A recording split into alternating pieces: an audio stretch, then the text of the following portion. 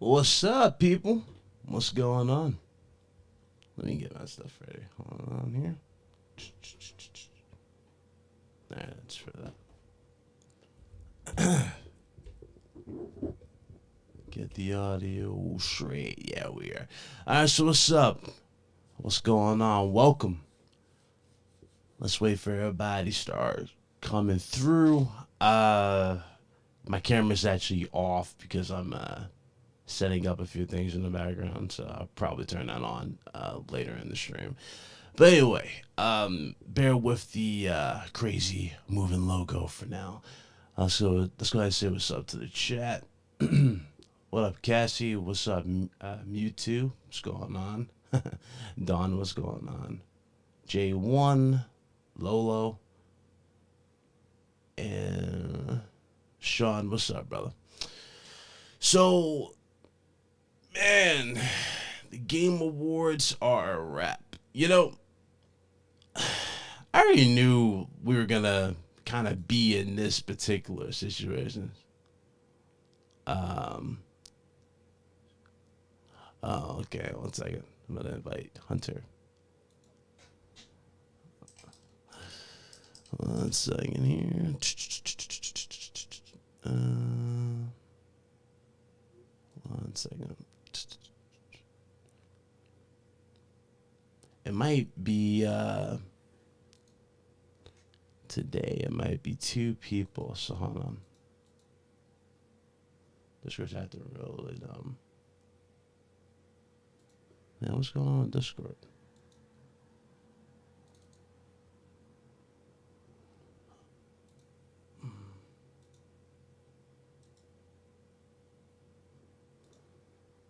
Let's see.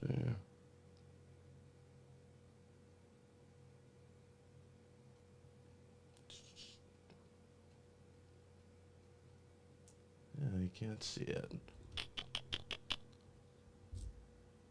Alright, let's just do that in task, and hopefully that will then allow me to launch it.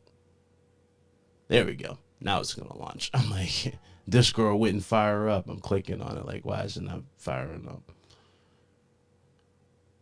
Alright. Okay.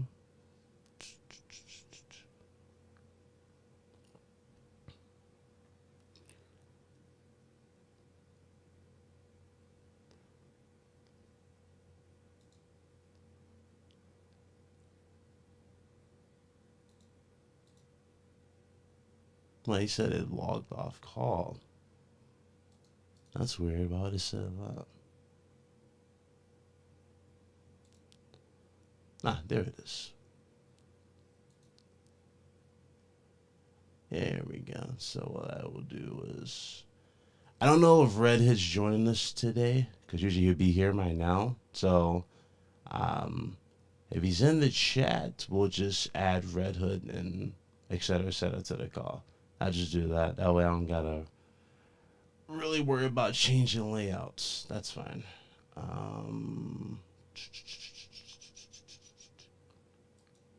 That's perfectly fine. I don't know why I was doing that. Send message. And then start call.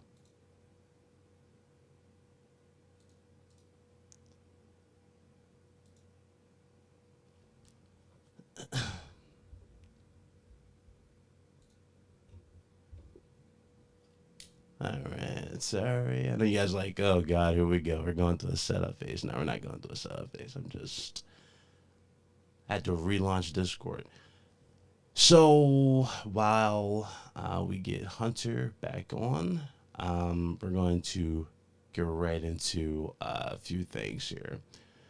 So the Game Awards, man. Game Awards was pretty straight. How'd you guys feel about it this year?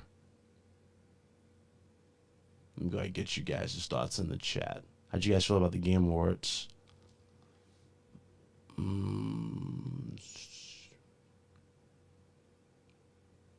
Well, yeah, you guys in the UK, you guys are a different beast right now. Shout out to the homies over there at. Hold on a second. Shout out to the homies over at the midweek mix-up. You guys on that crazy time. Best one. Is my sound off? Best one. Is my sound off? Let me see here. Shut my sound off. Let's see.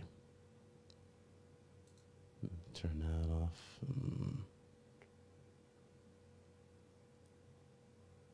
That's weird. My sound's weird, you said. How about now? Is that better? Yeah, it does sound kind of a little off, doesn't it? Like a tad off. That's weird.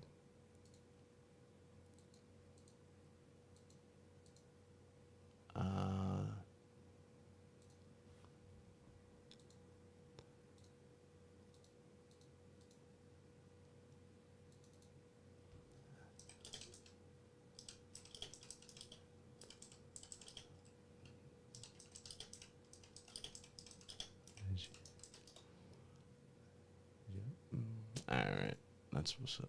Let me turn that. Okay. Is it better now? Okay, it's better, you said. Yeah, this year was pretty straight. Like, I actually really dig the announcements. What the hell is it? Okay. So, yeah, announcements were straight this year. Very good pace. Well, okay. Some people might argue the pacing because of, a lot of people didn't like how Christopher Judge kind of went off. Now, I'm waiting for Hunter to get in here before I really talk about that particular one. But if you want my honest thoughts on, like, Christopher Judge, speaking his mind. If you guys remember, like, those of you, like, that were probably just forgot, but Christopher Judge went through a lot before Ragnarok could even finish. Yeah, I remember, I think he, like, almost broke his back, I think, how it was. So he was already emotional coming back and talking about the role and everything. So I can see why a lot of people like are a little upset about like his speech, but honestly, it didn't bother me whatsoever. He had a long, tough journey to get back to the role, so it didn't really bother me in any particular shape of the world. And I think people need to really understand that, man. It was tough for him to get literally, like, legit back and, like, ready and agile for the role. So when he, like, legit, like, healed up and he was ready to go, it was, what I mean? It was a different type of vibe. So personally, that's why I was like, I think a lot of people need to just give him a little, give him a break here in this particular situation. His speech was actually, really heartfelt, though. He really spoke his mind. I know a lot of people are like, again, he went on, but again, he was very passionate about this role. Mind you, I think that was his first time ever getting nominated for a Game Award, especially, 2018 was, because I don't think he was nominated for Game Awards before. But in 2018, when he first took over the role, he lost to, I think, Roger Clark is his name. And Roger Clark is the voice behind, what's his name? He's the voice behind, Arthur Morgan, for Red Dead 2. So that's where that whole situation kind of falls in, and a lot of people were not really giving him a pass on. It was a tough year, that particular one. And since he didn't, get to win that particular one, a lot of people need to, understand, man. It's a tough process. Him winning this particular time, again, bro, this is his moment. Let him have it. So, what's up over done? That's all I really gotta say, like, on that particular aspect. It literally, like, after he did his speech, I did notice a few things, like. Every time, like, someone came out to do an acceptance speech, you guys started noticing they started playing music to, like, up the tempo, like, saying, like, listen, it's time to move. Like, you know what I mean? Like you're getting close to like the deadline. They start upping the beat type of thing. That was their way of basically saying, hey guys, look, it's time to wrap it up, keep it moving. And that's basically what I basically saw in the whole situation. So it was one of those things where you're like, damn, that's what we're doing for the show now, I guess. It was good for all the speeches. Everybody who won, I'm happy for everybody. It was good. This was pretty much the most, like, probably the close. Well, okay. This year, and I think it was 2020 with Last of Us 2. I think that right there, and this year has probably been the most PlayStation dominated award show I've seen in a long time at the Game Awards. PlayStation pretty much walked away with like 6 awards for God of War. I think it was like 6, right? That was pretty telling in terms of storytelling for PlayStation and how much of an impact they actually made. There we go. He's ready. Boom. But PlayStation. It's I'm still blown away by it, to be honest. Still blown away by it. Like, they literally dominated the entire field from start to finish, and it really, really showed. I was very happy though. Like, I loved what they did. It was a really, really like straightforward show. It was good, in every conceivable way. It's surprising, honestly, that it took this long, I guess you can say. But I mean, bruh, it was, it was really, really that good of a show. Oh, look who's here. What's up, brother? What's up, man? Can you see me? Oh, yeah. I see you. Well, let me switch my to the Are camera we thing. are we live or what's going on? Yeah, real life. Hold on. We are live. There we go. All right. Is Red Hood joining us today or what? I have no clue, to be honest. I was waiting for him. I thought he'd be here, but he wasn't. He wasn't here. So if he's in the chat, I'll just add him in the chat. It's fine. It happens. Okay. But anyway, I'm here with Hunter. I'm about to go ahead and go over the Game Awards, or the Bill Clinton Awards. Oh God. Yeah, we're gonna have some fun about this. Hunter, man, how'd you feel about the Game Awards 2022? Like, just the overall. We'll go through the announcements in a second, but how'd you feel about the overall, like this year, I guess you can say, compared to last? I think like pretty much in all ways Jeff stepped up this year. I thought the production values were better. Having the live audience back was great. The trailers I thought were good, like some good announcements, some follow-ups for other games we've already seen before, like Final Fantasy, but getting release dates. Like Street Fighter, we got a release date. Diablo, we got a release date. That was cool. I think what's actually the best change this year is I've been complaining for years about. I've been calling it the Ad Awards because it's Oh yeah. it's pretty much been the Game Ad Awards for years, and of course, like this year there was a lot that was shown off, but I actually think he finally nailed the balance of having awards on stage and having the actual folks from the industry go up there and accept the awards and give us nice speeches, and the marketing side of it. Like I thought it was really good. I thought honestly, like, there This had sometimes the best balance for sure. yeah, sometimes he let folks just go up there and just talk for 5 minutes. And I remember like in previous years, he would like after like a minute or two, he'd start playing music to like, hurry up, like get off the stage. Like, what do you guys like?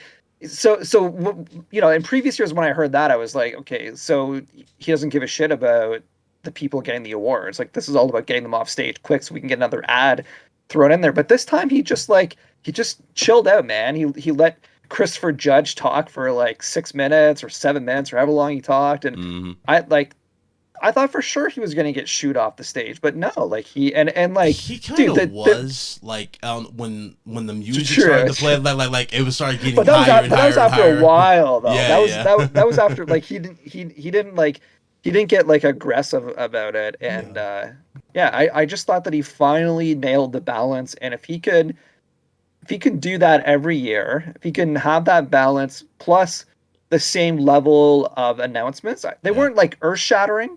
There yeah, wasn't like anything that just kind of like blew my mind, but like there were good announcements. yeah, Like release dates I finally wanted to see, new gameplay for Star Wars that I wanted to see, some cool new games reveal, a lot of indie stuff, like cool stuff like what is it? Hades 2. Like Hades 2 was like a huge one for me. But yeah, anyways, yeah, man, I think it was good. What about yeah. you? Like were you impressed or I definitely was impressed. Like I liked what I saw. Definitely. Like you just said, like it's one of the best game awards this year. He found the perfect balance in many aspects for the show. The ads didn't really feel intrusive whatsoever. They felt like it was all seamless, and they weren't long. Surprisingly, they really weren't long. Like it was like, hey, quick commercial break. It was only like one commercial. You know what I mean? Like one commercial, maybe like a quarter, and then that's it, and then goes right back to the show. It literally was like, you know what I mean? It had that perfect cadence. Like, okay, game announcement, presenter, you know what I mean? Winners, and then quick ad, go right back to a big world premiere, come back. Like they had it really well done in that particular aspect. I thought it was good. I had no issues yeah, with the man. Game Awards. Now, as far as the winners are concerned, I'm just saying this in the chat before you pull it up. This year and 2020 are probably the most like PlayStation dominated I've seen this particular award show. But this one had a little bit extra like of a kick to it towards it, because at the end of this, if you look at all the announcements, there wasn't really anything like massive for Xbox. Oh, dude, There was nothing. dude, not even massive. There wasn't anything at all. There like Yeah, it's I mean like dude, the thing is it's like we've been talking about for ages and ages and ages and ages and ages, and like I'm just like I man, yeah. I don't know how. I really have no idea how Xbox only fans like Can be are happy. can Yeah, right. can be content as a gamer. Like I I I have the Xbox receipts to show the thousands of hours I played on Xbox. I've got the hundreds of games in my shelves back there, and it's like, dude, like I want the 360 or even the original Xbox. Yeah, Like I want that kind of energy. Like I don't know what's going on. Like the only thing that I saw in the Game Awards that was Xbox related were Game Pass commercials, and it's like, okay, sure, like it, nothing that's ever going to excite us. Like I've already got a Game Pass subscription for like two more years. Like I don't need it. Like I already know that it's a good value, and there's like it gives me good games. Like I don't need to see, but then they're showing things like what was it, like Ninja, mm-hmm. and he's showing off like Samsung cloud streaming, and it's like, okay, cool, but it's like this is the Game Awards, man. We don't want to see this stuff. Like we want to see Hellblade 2. We want to see the new trailer for that. We actually want to know like what the hell's up with State of Decay 3 and Fable, and where's the Forza? Like dude, Redfall, isn't Redfall coming out in a couple of months? Like you're Mm-hmm. telling me the game's coming out in a couple of months, and like you don't show me a new trailer or introduce a new character or like show me a new enemy or a boss or like dude, Yeah, like, and I'm complaining as a guy who I just spent like 10 hours like a month ago playing Scorn. I like that. I spent like 15 hours playing Pentiment on my Xbox. I like that.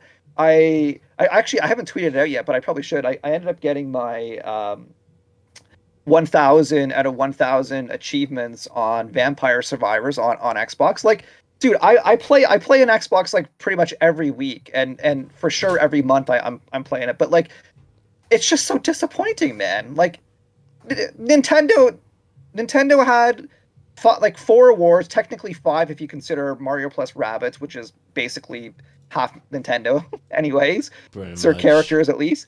And it's like they had 5 awards, and Sony had 7 awards, and Sony showed off Returnal for PlayStation, or sorry, for PC, The Last of Us for PC. We had Horizon DLC, which was PlayStation 5 only, which is amazing. We all want PlayStation exclusive content, so we got Horizon. We got Death Stranding 2 announced. We had the Forspoken demo that got announced, that got released last night. We got a release date finally, and we got pre-order bonuses for Final Fantasy 16. Like, yeah, even Nintendo at least showed off the new Bayonetta game. Pretty right? much. They didn't show off a lot. Well, I think that, and there was like I think Fire Emblem was there too with a new trailer, and I just I don't get it, man. Like it, and then aside from the fact that they didn't really show off anything, but then also the fact that I mean, how many other games actually got nominated? I don't know how many, but I know what is it? Until Dusk Falls won. So Xbox, technically it's not even an Xbox studio, it's a second party, which is ironic. Yeah. But you know, they actually did publish a game that got an award, so you know, cool on them for doing that. But I dude, like, this is somebody, I think it was what's the guy? It was one of like the big like Xbox influencers on Twitter. I think he's like part of like the Xbox era team or whatever, but he was like you know, although Microsoft didn't show us anything last night, they actually did show us something, which is they absolutely need Activision Blizzard to exist, to survive. They need Activision Blizzard because they didn't show anything. They didn't win any. They only had like 1 or 2 games nominated. And then I saw somebody else tweet that in the 19 years that the Game Awards has been out, Microsoft has only been nominated for Game of the Year once in 19 years, and that was for Psychonauts 2 last year, and that was a game that was probably like, you know, 75% done when Microsoft bought them out. Like the game Psychonauts 2 didn't begin as an Xbox Studio game. It began as an independent game from Double Fine that Microsoft bought them partway through production. So they still have never, from like, you know, ideation to production to releasing, they have never once had a game nominated for Game of the Year. Never. It's, you know, it's just sad. I've had this. I was on my friend Boom's show about this earlier. I literally was like, "Well, listen." I thought I just said it like this. I opened up my argument like this. Listen, this year's Game Awards is like a testament of what I don't want to see as like a progression going forward. Like, I don't want to see another Game Awards like this where Xbox is literally non-existent. You know, I don't want to see that. No, there we go. But I don't want to see that non-existent. Like, it's, especially since they already have Bethesda. Like, how many studios does Bethesda have? Something like 7? Like, yeah, something like that. And Bethesda's always been pretty consistent with, like, they've always had at least like 1 or 2 big games that come out every year. They had to. They're a third-party publisher. If they didn't have a big game out in a year, they die as a company. So they, like, next year apparently they got 2. I mean, this year was they were supposed to have, you know, I think actually Redfall was originally this summer, and then Starfield was supposed to be in November. Like, they're supposed to be out this year, but yeah, like, yeah, of course, I don't want to see this again either. Like, it's just, honestly, dude, it's sad. It's like, it's sad. It's weak. It's pathetic. It's embarrassing. Yeah, it's really bad. They have more studios than Nintendo. They have more studios than PlayStation.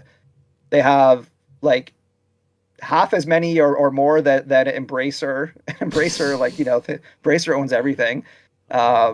Oh, they're saying But that I they're don't hearing I just don't get it, man. I just don't get it. Like I can't. What yeah, one second. They're saying they're they hearing they like were an they were so echo. good back in the day, man. So give me 1 second here. One second. I watched somebody like tweeted out and I saw it on my feed like a few days ago, like a video about like Stop. where the Gears of War series is at, and I watched this like this random video, and just, dude, it just made me like incredibly sad to watch. Like thinking back to how amazing Gears 1, 2, and 3 were, like how like emotionally they impacted us. The stories were great, Yeah. the horror elements were great, the action was great, like characters you could invest into. Like I I played through Gears 4 and 5, and like I can't even remember half the cast. Like Yeah. Oscar, Cat, I think, I don't know.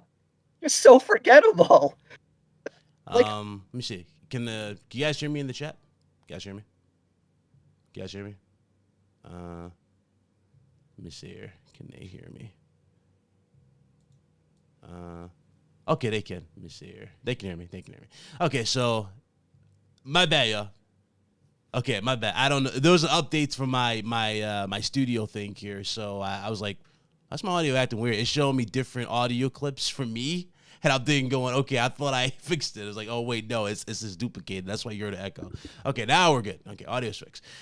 So let me get back to this. So when I said it to him, I was like, listen, I don't ever want to see nothing like this for Xbox where, again, they're not involved, right? One of the biggest things I've had, and you've been here when I said this, is like, yo, they're not even involved in like the basic conversation. The big conversation as a late hunter is superhero games.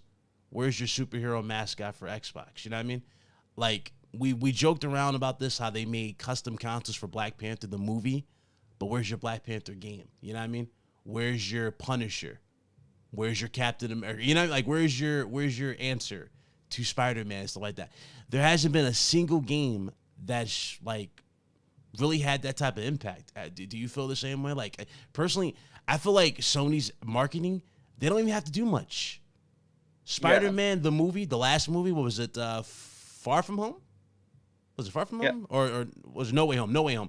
Nope. No Way Home was the best, was like the biggest marketing ploy they ever had.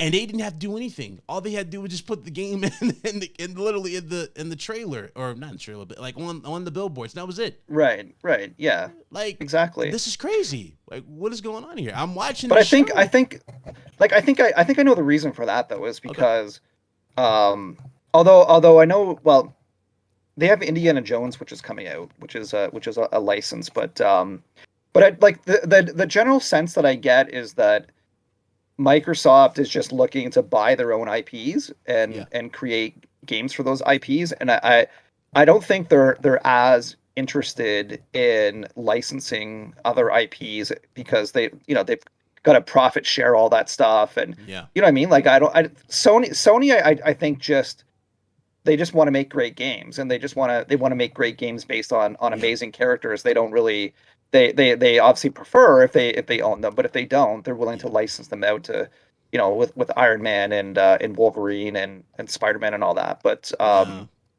yeah, the like, I mean, all I've seen from Microsoft the last like 4 or 5 years is like huge IP acquisition, and I haven't really seen them. They used to be like they used to be really big in funding huge games and getting exclusivity, just like Sony did with like Tomb Raider as an example, right? Yeah. But I just don't think they're all that interested. Yeah, I I, feel like okay, obviously we know Sony's like main like bread and butter in a sense is PlayStation, so they treat it as such. They got so many, like they keep it in conversation. I mean circulation. There's constant stuff coming, and there's multiple reasons to own it. You know what I mean? I don't, yeah, and we know Microsoft doesn't need Xbox as a whole because they have they're beyond that. They don't need Xbox, but that's how I kind of feel the energy is with Xbox versus PlayStation. It's like Xbox just kind of treats it off like, oh, well, here's this platform, here's our ecosystem is our main thing, right? And there's not really no thought behind it in terms of like, getting you interested and hyped for it, if that makes sense. There hasn't been that type of energy. yeah. Well, I don't like. Yeah, I agree, and I think the problem is even even like worse than that, because I think that they just they they don't recognize amazing games when they see it. Yeah. I don't think they like here's like good examples is like what's the best one from the Game Awards? I guess Stray would be Oh yeah. that one, right? Yeah. That'd be. Like Sony has a very very long history of, I guess, just kind of knowing, like I guess they probably just play games, just have a really good sense about them. Like Kenna Bridge of Spirit was another one that came out where they always like partner up every year with one or two indie games that tends to have the marketing buzz of a AAA game, like a game that like can win huge awards at the Game Awards, and games that people are going to be talking about, and that they're going to win multiple website awards, stuff like that. And it's like that all of those awards that get won, they all reflect back on Sony too, as well, right? Like when Stray won, it won for best independent games at the Game Award. I'm sure I did, just like everybody else did. We naturally just thought of Sony, right? You can't think of Stray without thinking of Sony. So it's kind of like Sony. I don't even know what they did. Like what the agreement was. They gave it, marketing and all that stuff, like the blog posts and all that. They gave it a bunch of marketing. I don't know if they funded development or anything like that. Yeah. But like like it's clearly not a Sony game. It's not a Sony developed game, and we just kind of associate it with Sony. So that it was just constantly like, even when Sony wasn't winning the awards, we're still thinking about them, right? Yeah. Even we're just thinking about that partnership or that that deal or whatever the case might be that just linked them. It automatically came back to PlayStation. I mean, multiple times. Yeah, like I tweeted about this, and I had some people like give me some flack for it online, but even for me to a limited degree, that even I get that sense now with From Software, because Sony owns 15%, 14% of From Software. Like if you look at their business papers, or even have a look at Wikipedia, like you'll actually see that Sony is listed as a parent company of From Software now, right? Like those companies are like essentially married. Sony doesn't have like controlling rights over it, but they got a big enough stake in From Software that you have to acknowledge them, like go through them in a sense, I guess you could say, maybe. Well, yeah, they're an owner. They're a parent company owner, so like all decisions would for sure be run by them. To get their feedback. So it's kind of like I can't even view From Software as being fully independent now. Tencent also owns like 16%. So like both of them have a massive stake in that company. So even when, like, if you add the Stray Awards and the Elden Ring Awards and the Sony Awards, like Sony was involved with like probably 80% of the, aside from like the esports and all those other like of the main gaming category awards. Sony either won or was like deeply involved with 3/4 or more, and the other quarter was like Nintendo. Yeah, I still pretty can't much get over it. I still can't get over like how dominant they were here. I mean, again, I guess I shouldn't be surprised, but at the same time, it hasn't been that telling. You know what I mean? In a long time, I guess is basically what I'm trying to get across. It hasn't been that telling, and the fact that it was really the crazy part about it. Again, I don't want to make this. Me and Hunter don't want to make this like an Xbox dog type of show. We don't want to do that, but it's like, at what point, after watching this, do you look at this and not go, damn, Microsoft, you know what I mean? Like now, you know what I mean? Like what you got? Like, what you gonna do? Because 2023, I'm telling you now, 2023 needs to be the most aggressive year I've seen from Xbox. It needs to be. Avowed wasn't here. There was no snippet of Hellblade. I mean, I would have been okay. Like, I would honestly be okay if they did, like, they started treating Avowed or Hellblade 2 kind of like how the Callisto Protocol was kind of being treated a little bit, where they were showing snippets of stuff. Like, you know what I mean? Like, Oh yeah. Yeah, I would have been fine for that at the show. That Well, wouldn't been a problem. they would just show like a new death scene. Yeah, but show They'd be something like, in hey, combat. we'll show you like 2 minutes of new combat and then a Yep. new death scene, and they would do that at like Gamescom and Game Awards and the Jeff Keighley Summer Game Fest. Like that kind of stuff. Like I think it's been like a year since we've heard from Hellblade, Yeah. and Hellblade got announced like a few years ago. I was looking at just randomly too, like the State of Decay 3 Undead Labs. I believe when that game was 2018. Mm-hmm. Like that game came out 4 years ago. That the fifth anniversary of that game will be like May of next year. Yeah. It's just like I just don't get it though. I mean, I get 5 years Yeah. for a massive cinematic game like God of War or Horizon, like cutting edge graphics, motion capture, cinematic storytelling, 40 hours of gameplay. But like, dude, I played State of Decay 1 and State of Decay 2. You just build a community and kill zombies. Like how Yeah, we don't even we've only seen one. We haven't even seen gameplay of that game yet. We saw one trailer, right? Like one cinematic trailer. Mm-hmm.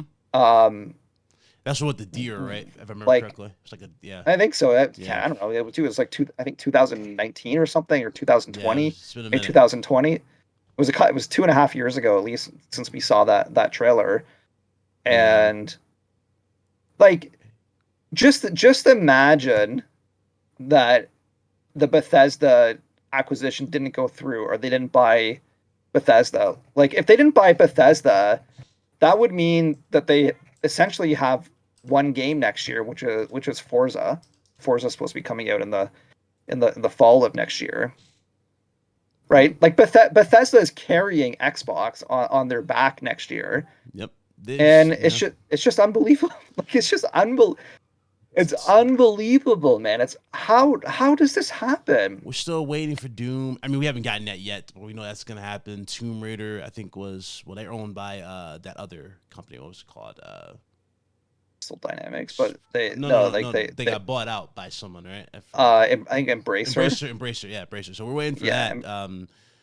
For Tomb Raider, but it's, I mean, I don't know, man. It's wild at this point. Well, I mean, like the thing that what is 100% crystal clear, and this has been a long process for me to accept as an Xbox owner and an Xbox fan, is that Xbox really at the end of the day doesn't give a crap about the release cadence of their games. They don't care. They'll fully let 12 months go by with like no games.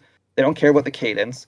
They don't really care about the quality. Like as we've seen, they Crackdown 3. They Phil Spencer's like, oh, we're gonna make this game as good as Halo and Gears. It's gonna be like he before Crackdown 3 came out, he called it like, it would be the like the same pillar, the same level, and then and then we all forgot about the game a week after it came out, and I mean, like the absolute only thing that they really care about, about enough to really put their full weight and energy behind that, is Xbox Game Pass. That's it. I agree. Which is like, we got High on Life coming out. They had a whole bunch of games that, like, Plague Tale came out for it. Yeah. It's a good service. If you have an Xbox, like, for sure, I'd get Game Pass. Game Pass is delivered, I would say, on every way for an Xbox fan. If you are on that service, that you're fine for Game Pass. But it's just, I guess, in the public perception from what we've been seeing, because now,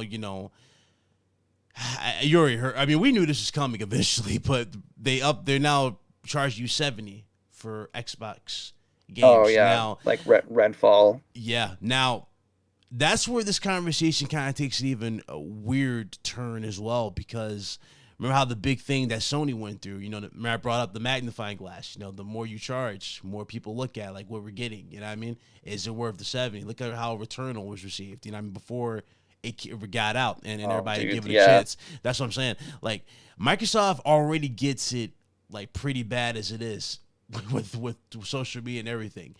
Now the games are not looking up to par and you're asking for $70. I mean, that's another, you know what I mean? That's another situation by itself. And that's where it just gets more and more weird as we go. Yeah. And I'm like, yo, they have so many things in the way right now. Like, I get it. The Activision deal is what they really, really want. They want this thing to go through. They want to really, this to be their main square they stand on. But I feel like they're just a little too dependent on this going through. I really do. Like, well, yeah. I mean, yeah. I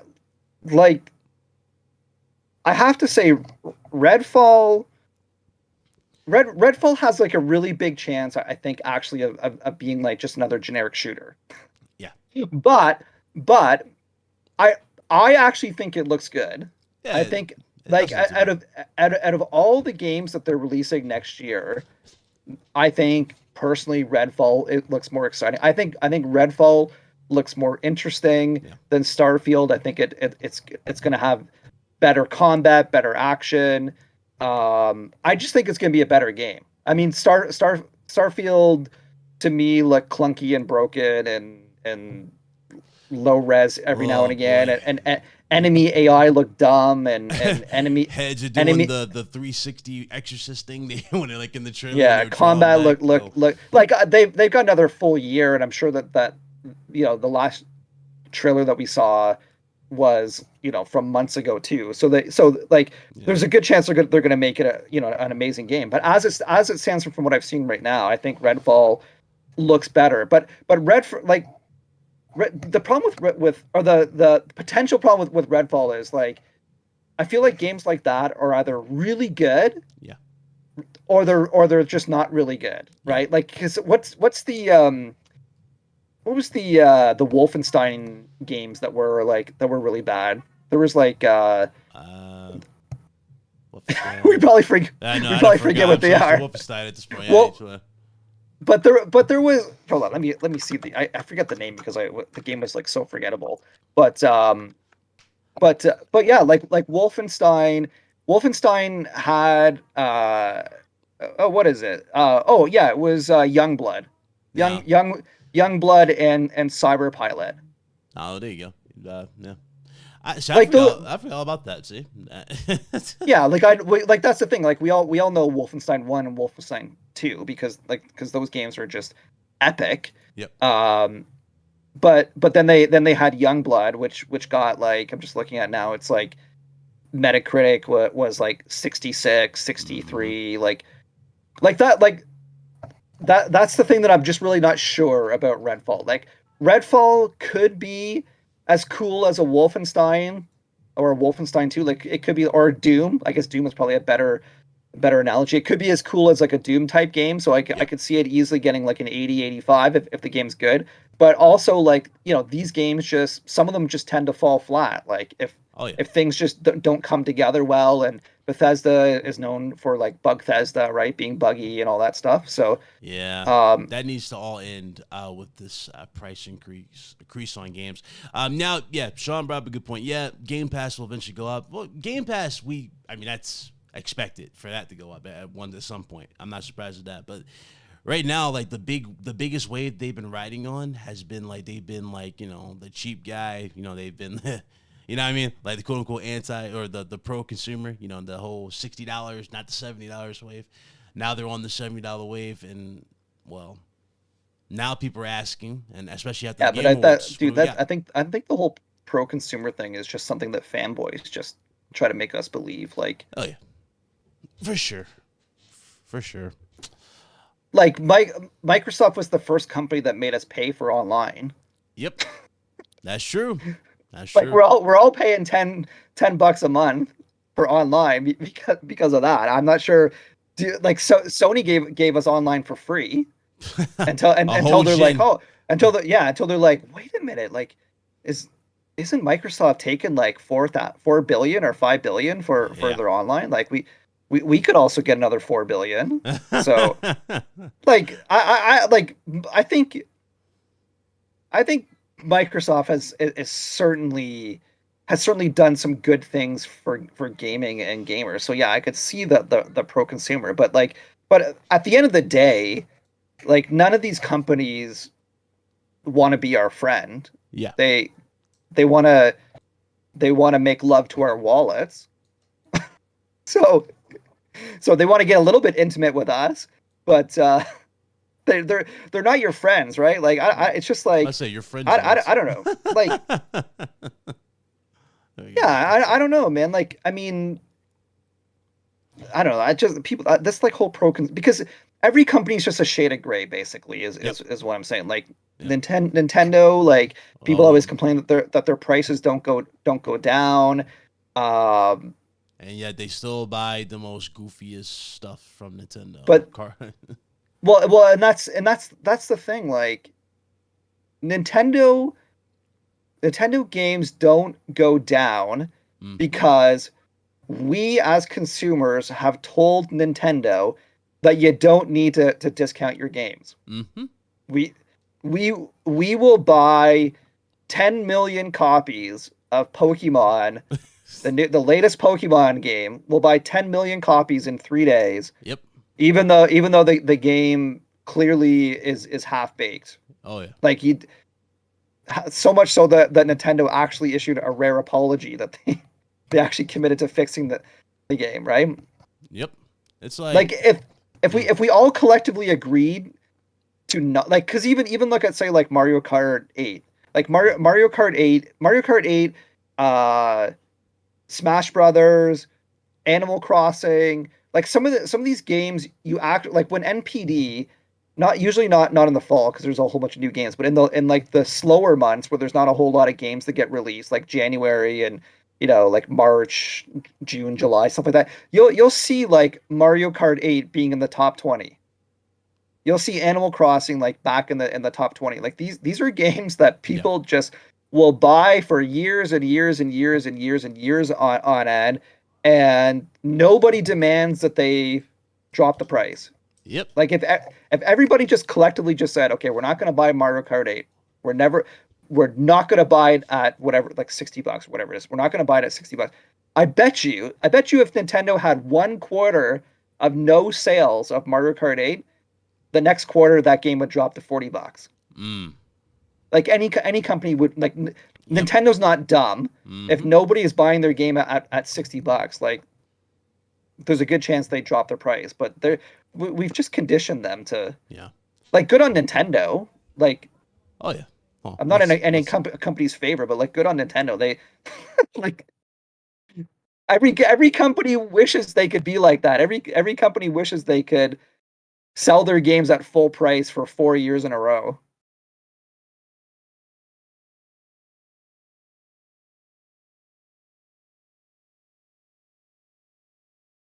Is it?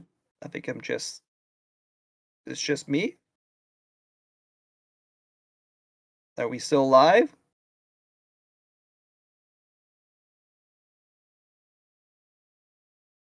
All right. Well, I have no idea where Bit went, but maybe I'll take a look at the chat. Let's see. Oh, we're still live. Okay, good. All right, cool. All right. Well, let me see. What are you guys talking about in the chat? Let me see what you guys are saying here. Redfall feels like they took the bones of Overwatch and rebuilt it with a vampire setting. Yeah, I could see that. Yeah. I'm kind of like back into the vampire mode again just because of Vampire Survivors. I know that game is like literally has graphics like a Super NES game. But yeah, it's kind of funny how we get like fatigued for certain types of games, but then they come back in popularity again. Like boy. Zombie games. That's why like the whole Days Gone controversy that we saw the past week. But like we all know that one of the reasons why Days Gone got the 70, I imagine it was like when that game came out, like we were all sick and tired of zombies. Like how many zombie games came out and around those times, and also the annoying part where they're like, Ben Studio was like, they're not zombies, man, they're freakers. They're not a zombie. They're freakers. We're like, what's a freaker? Is like, Yeah. what's the difference between a zombie and a freaker? What did they ever? I don't know if they ever explained. They never explained that. Never explained that. We know the damn well that they were zombies, but so of course. I just played Evil West, and it's like some of the creatures in that game are I think are just called like demons, but you're playing it and you're like, that's not a demon, that's a vampire. Like, come on, man, it's very clearly a vampire. You can't just like say it's something else.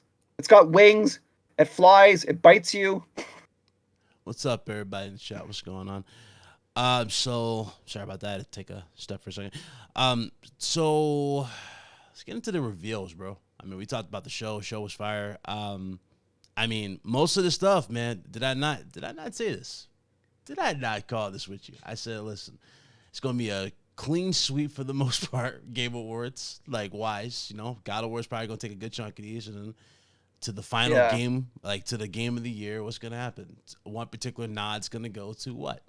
Elden Ring. We've had this conversation. Now, a lot of people got upset with us because we talked about it. It was like nonstop, right? We were talking about Elden Ring for like 4 weeks straight. We stopped talking about it. We were all on it. But Elden Ring's like a different type of like, I guess, hype. I guess I could say for it. It winning Game of the Year did not surprise me whatsoever. A lot of people are like, oh, God of War should have won. If God of War came out probably earlier, around the same time as Elden Ring, maybe like a month afterwards, maybe it would have won, more likely. But honestly, Elden Ring made too much of an impact. Elden Ring was the game that everybody was hyped for. It delivered. Everybody was blown away. When it won Best Art Direction, I was immediately like, that's a big one. That might be it. So that might be the case. Plus it won Best Direction as well. Yep. Which is that's like the runner-up. Yep. Right? Like Game of the Year, big one. Game Direction, that's because they always announce those like the last two. Yep. So but what was like really interesting is if you look back at the history of the Game Awards, like quite often that whatever game wins for Best Direction, another game will win for Game of the Year. Like it's pretty rare for one game to take both of those awards. And so when it won for Best Direction, I was like, oh wow, so God of War is gonna win. Like Elden Ring got the consolation prize, and then God of War wins the big one. But then nope, they call Miyazaki right back up on stage, and like good on that man. Like geez, man, that he got the two biggest awards at the Game Award. He can't get any better than that. The only thing about it though, so this is where it was kind of like a safety precaution thing. Now, granted, Jeff Keighley's been doing this for 10 years. He's always been open to the community. Gamers can get like a ticket, go to the show, and, meet all their idols, the game developers in this case and everything of that nature. One thing we can never happen again is, or that can happen again is, a developer in this case, legendary developer, goes up here and get his reward, and you got some random person from the crowd like sneaking, like literally, just getting up. Like there was no security whatsoever. They let this guy walk right up and get on here. Yeah. And that was the weirdest thing about it. I thought he was part of it. I thought he was like part of the team. But then it's like, no, he's not part of the team. He said, something about Rabbi Bill Clinton. And all you see is Jeff Keighley give him this look like, okay. And basically, then they grabbed him. And then, like, not even like 2 seconds after he said, goodbye to everybody, he said, hey, guys, the guy who interrupted the show has been arrested. I'm like, that was a bad situation by itself. They nailed every aspect of this show. I do hope they take that into consideration going forward. It's just the security aspect of it. But in a weird way, I don't think he ruined their moment. But at the same time, it just was a goofy situation by itself. Them winning Game of the Year shouldn't have had something stupid like that happen at all. And, this is stupid stuff about the situation. And it's always Jeff. It's always Jeff's shows. You notice that?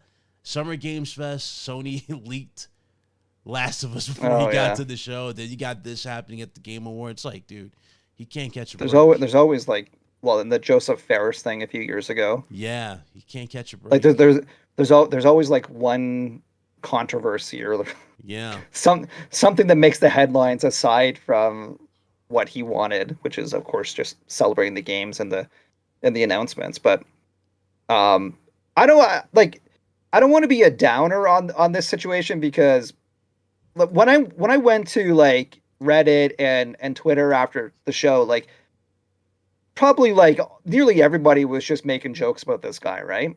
Just making memes, making jokes. And like I can appreciate the jokes. Like I saw there was one about like, you know, they painted him as like a red invader. Yeah, Vader's a red. Right? Yeah. Like, I mean, I got a sense of humor, so I can see the hilarity in all this, but like, but for me, like, sure, like, yeah, okay, it's a little bit funny the way it turned out, but like when I actually think about that situation, I am like mortified. I'm like scared shitless, and Jeff had better clean up his act. Like that is like. That is scary. That is scary. So incredibly awful and bad, and because this kid, apparently it seems like he just wanted to pull a prank, but like we've seen lots of other situations where people have ill intent, right? Like so they, and the thing is, if I was From Software, or if I was Bandai Namco, I would be beyond livid at Jeff Keighley and his team there, because could you imagine, like, okay, let's just imagine the kid actually had ill intent. He was right behind Miyazaki. Literally. He could have done whatever he could have pulled out whatever he wanted and could have done whatever he wanted. But like Miyazaki is the dude who actually, I don't think now with November MPD, but up until November, he's the dude that beat Call of Duty. He's like the biggest legend of the whole year. Like he's just on a stratosphere that no other director is on. He prints money. He's a gold mine. Miyazaki has to be like treasured and protected like no other person in this industry. He is a legend. He just prints money, man. He prints money, and it's like, I can't even imagine if like my top guy, the guy, like if I'm Bandai Namco and like the guy who just gave me a 20 million unit selling new IP in 1 year is on stage with some rando that we have no idea what they're doing up there and what they're thinking, and it's just unbelievable, man. Like I don't know, like I'm trying to think of how this happened and how he could have prevented it. I guess I'm assuming that Jeff doesn't ask the devs who's walking up with him. Yeah. Like he's got to do that next year. Oh yeah. If you like, he's got to ask if there's like six people in the category. He's got to ask everyone. Okay, if you go up, at least put him in like the seating. You know what I mean? Like have all the people industry wise on the left. And attendees on the right, and that way it looks synergy. You know what I mean? Doing some synergy like that would have been fine. I'd have been perfectly fine with that. Like gate them off. Exactly. Like gate if you have like put a rope or put security. Like you got it. You can't mix and mingle Miyazaki with randos. Like I'm sorry. Like you just can't do that. It's just unbelievable.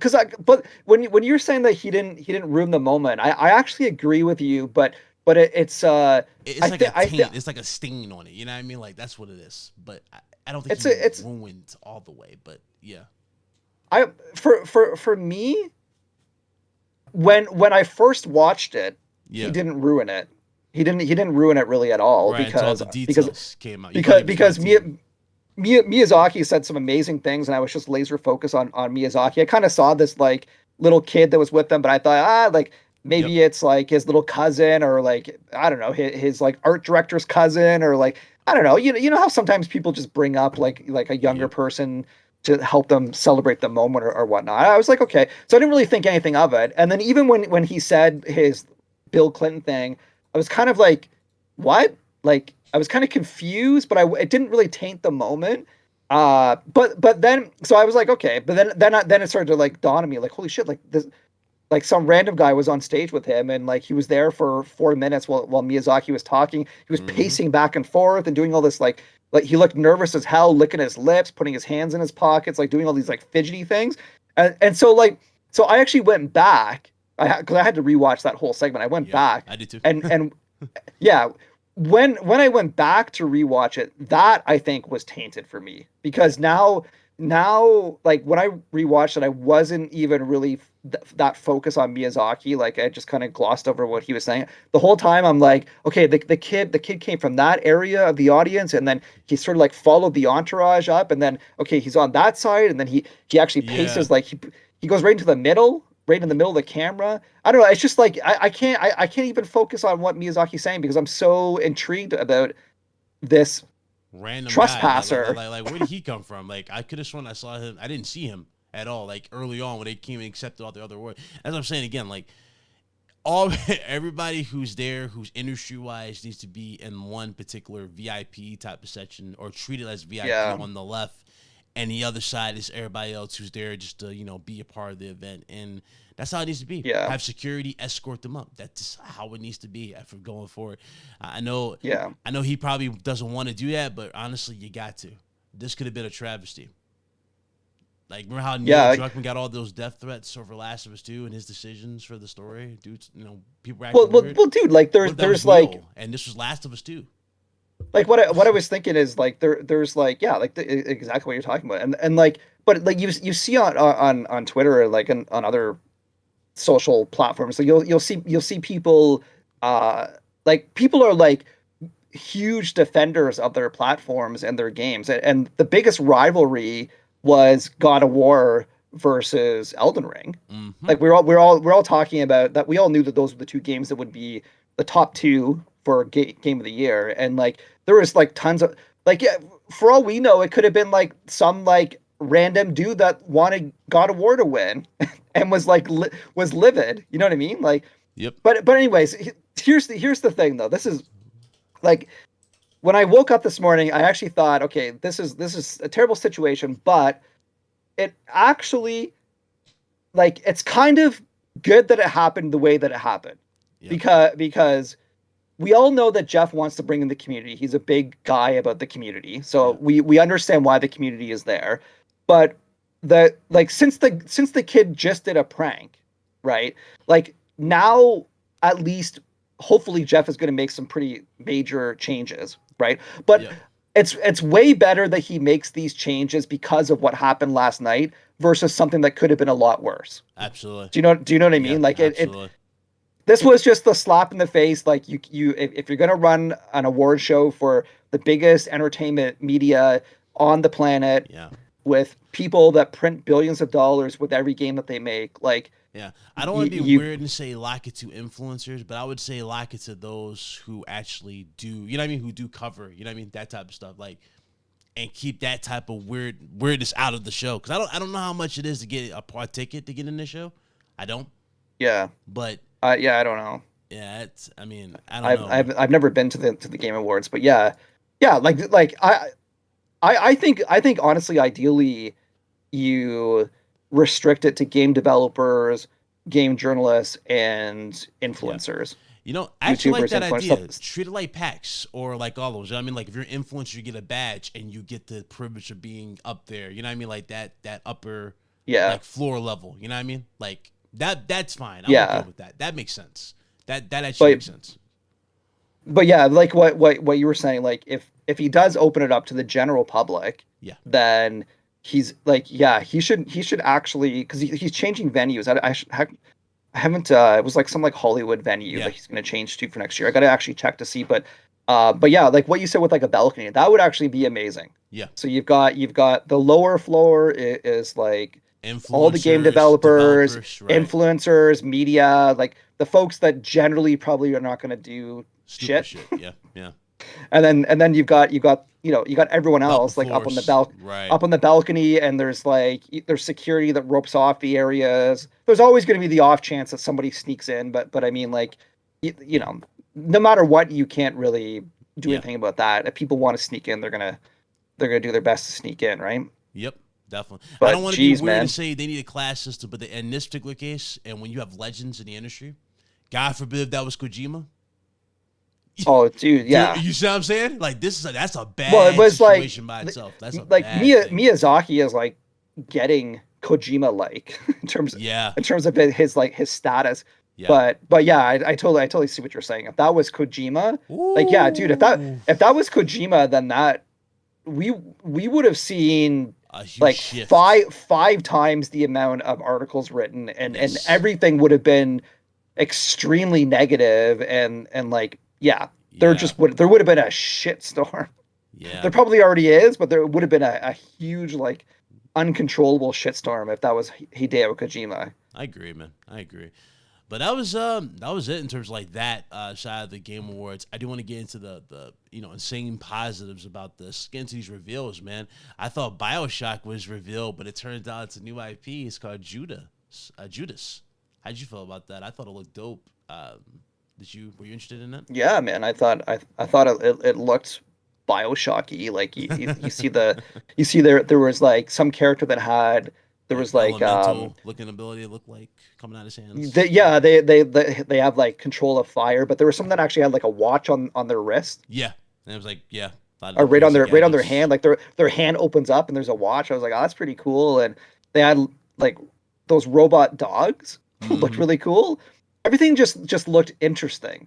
I think that was the most like I didn't really everything kind of happened so quickly, so I have to go back to the trailer to kind of like pick apart some of the nuances in it. But what I can remember of that, it was just like it was nonstop, like weird, wacky, interesting characters, like futuristic, different, almost like alien races. It kind of looks like. Yeah.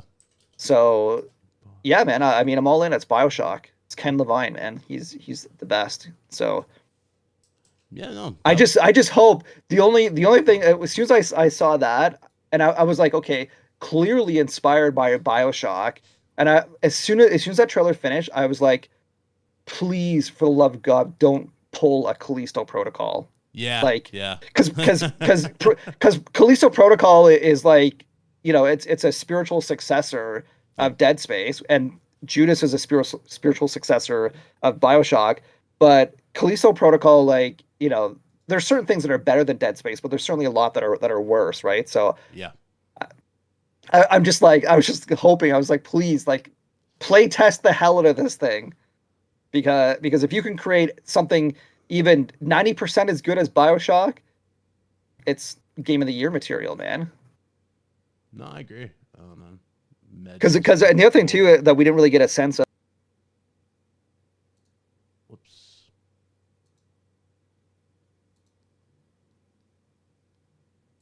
Okay, that's weird. Oh, I left the call. Things that people still quote today. There we go. Because I don't know anything about the characters. Like, you play as someone named Judas. Like, the press release said something about how you have to there's a whole bunch of different factions and races, and you got to figure out who to ally with and who not to. So, and they, like, Jeff Keighley mentioned something about how there's going to be like a new way of storytelling. Yeah. In this, I don't know what that means, but like, I sort of get the sense that as you go through, you can kind of pick and choose who you want to ally with, and who you ally with, like, may impact the story in certain ways, and maybe the ending in certain ways, and all that. Oh yeah. So it could like, I'm kind of getting the sense it may be like a branching narrative FPS. Yeah. Which is cool. Like, if that's actually the case, and I'd love to replay the game. You know what I mean? Like, if I ally with, like, 3 factions and reject another 4, like, I'd love to play play it again and switch it up a little bit. Yeah. See what else changes. Like, do I go to different areas? Do I have different cutscenes? Yeah, I agree. Absolutely. Are you talking Judas? What's up? Yeah, you're talking about Judas. What's up, guys? Oh yeah, that's true. They did that in BioShock OG. That's right. Where's the John Wick here? Where's John Wick? I'm not gonna get on camera today. I'm not feeling so vibrant today. I don't know what it is, but Game Awards. I definitely wanted to talk about what happened last night, and Real quick too about because you were saying, Paul, about what happened with the kid at the end. I think it's just a simple matter of you could just make everyone wear like a little badge, a little lanyard around their neck, and a certain color is allowed on stage and a certain color is not. And if you see anybody, security sees anybody with the wrong color around the stage, you quickly escort them out of there. Just keep it simple. And Yeah, I man, feel like that's easy. because because you're right, because it was definitely a huge security concern. Because like nothing happened yesterday, but that means it was if somebody really had, like you said, bad intent, they could have easily made something terrible happen. So yeah, he definitely needs to shore that up because Miyazaki has to be protected at all costs. No, I agree. Absolutely agree. Yeah, man, there you go. That's even a better solution. Like, sectioning off people like you talked about, I think would like certainly work. But like, yeah, man, like that's just the easy way. Give them like yellow lanyards or whatever, and then have like 3 security guards at the steps going up, and they check. Oh yeah, yellow. Oh yeah, yellow. Go ahead. Yep, yellow. Yeah, because after last night, I don't want people like that near any developer, especially at the after parties. You know what I'm talking about? Absolutely. You don't want that. Period. But also, I wouldn't be allowed to go to the show if I can go to the show. You know what I mean? Because I would like to be at the show.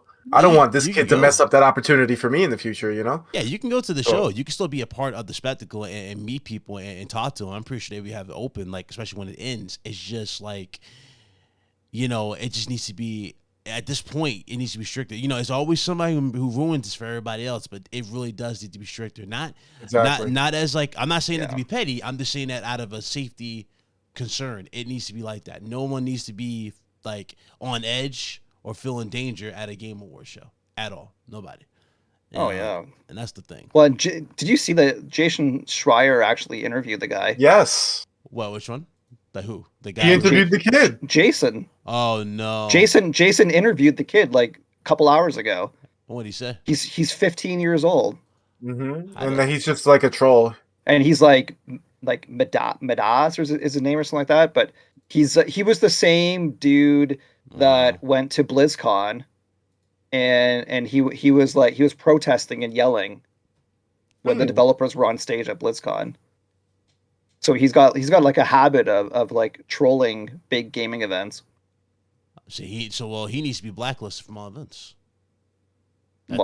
For sure. Like, yeah. Yeah. Oh, yeah, man. If I was Jeff, of course I'd give that guy a lifetime ban. Yeah, that's lifetime ban at that point. That's yeah, like this is about as bad as it gets, man. Like, of course that guy's got to be banned from the Game Awards.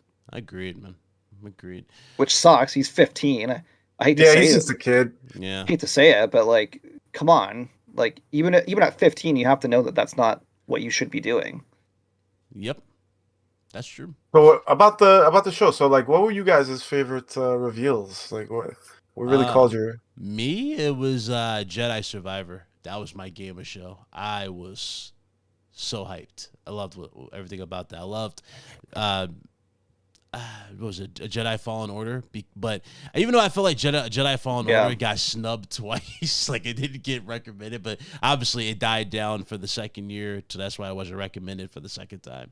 But it was one of those games I was like, damn, I really, really, really want it to be here, and I'm glad they just took all the feedback with this one. Like they've updated it in so many ways. Combat looks fire. They've just added more layers to the characters.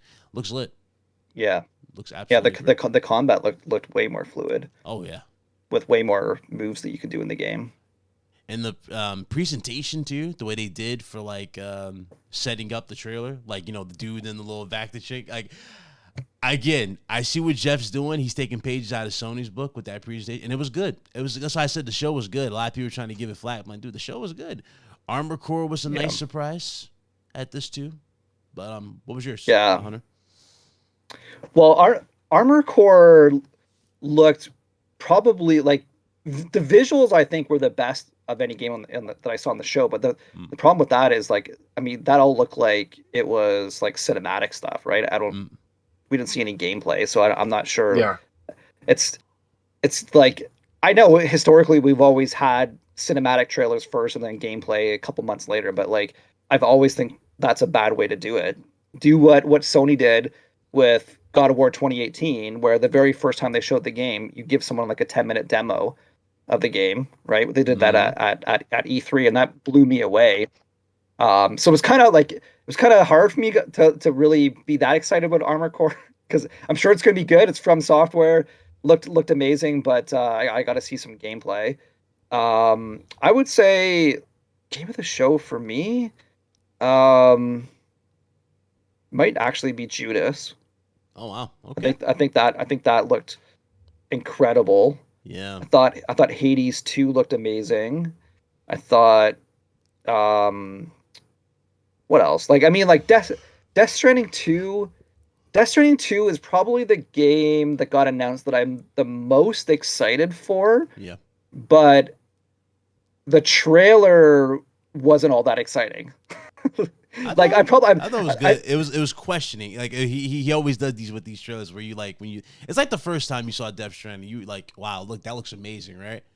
But what is it? You know what I mean? Like, well yeah, but I didn't but that's the thing though. I didn't get like the first time I saw it, the build up to Norman Reedus was incredible. Yep. When they're panning on the beach and you see Yep. the crabs upside down, you see the whales and everything dead. Like that was cool. And then it finally, like after like a minute or so of like going around the beach, you finally get to Norman and then he's holding a baby. Like everything was just like weird and what is going on. Mm-hmm. This new Death Stranding didn't really like I don't know, I wasn't like super intrigued. Like I want to know why Norman is so old. Like is it what did he fall into the what is it, timefall rain or Timefall. Yeah. yeah, I like mean, did he get caught and that because like he's he's a dude delivery looks like yeah. he aged like 15, 20 years since the Not only the that, last though, game. Fragile looked mad young. Yeah. You know what I mean? Like body wise, because remember how she's supposed to be like young in the Yeah. face but old in body because she saved the world because she ran through Timefall with the bomb thing. So Yeah. she didn't look aged in the body. So I don't know what they were alluding to there, but I'm really excited about that because again. That's the mystique. That's the mystique behind it. It looked good. It looked good. Everything. Yeah. Every shot. It I looked think great.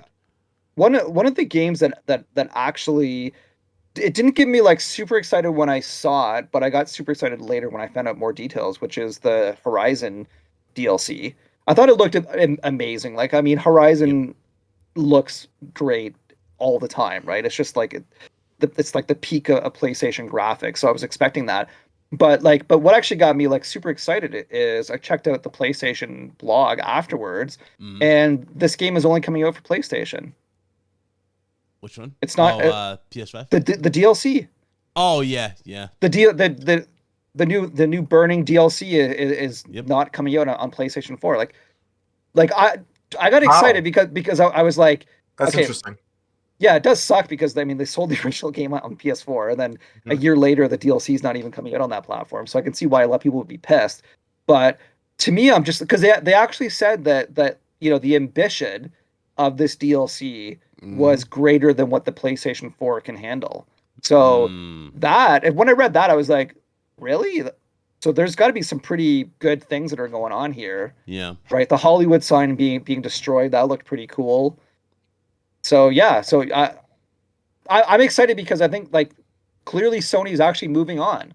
Yep. This might be it. Like This God might of be the War, sign. Yeah. might be the sign. maybe Spider-Man will be cross-gen. I could see that because of just so much potential sales on, yeah. on PS4. But like we might be at the because even look like Forspoken is PlayStation 5 only. Yeah. And the Silent Hill was announced as PlayStation 5 and Final Fantasy 16 is PlayStation 5. Like so yeah, I got like super excited when I read the PlayStation blog. It kind of went from like a mid game to me. I'm like, Horizon DLC would be fine to like, holy shit. I gotta check this out for sure now. I want to see like why this can't be made on a PlayStation 4. Yeah, I'm happy though. I'm excited. Like even though I feel bad for Guerrilla Games, man, because like they get nominated so many times, but don't really win anything at this particular show. Dude, yeah. They Nobody don't talked win about nothing. that. They don't win nothing at these Nobody particular talks about that. shows. Forbidden Awards. Yeah, Eric. Forbidden Awards. Dude, I think like that's exactly how I feel though about Horizon. I like every year that Horizon's come. Well, there's only two, but the last two games that have come out, I've always thought like this game is really good, but it's not the best. There's always been a better game or two or three games that are better. It's never been game of the year material. Yeah. It's like it's just under, man. It's just here's like like your two or something three is here's your holding it two or back. three amazing games. Yeah. Dude, it's like it's what we were talking about before. I mean, It's it's like so that hard for me to launch of them. get into Aloy. Like Yeah.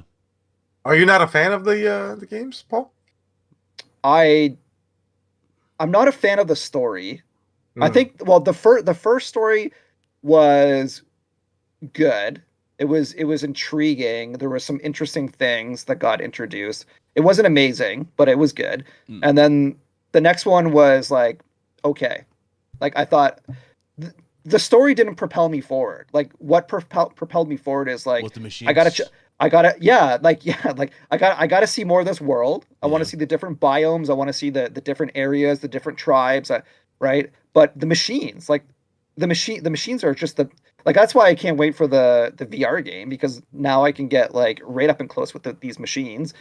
But that was what like like there's like the bestiary or whatever that you can see what machines you've killed and what versions of those machines. Like that was the most exciting part for me. I was like, okay, I gotta find every machine, and then I gotta find like every variation of those machines. I gotta complete the bestiarity in this game. I don't care about the story. Yeah, the rock breaker. Oh God, don't get me started when I first saw that.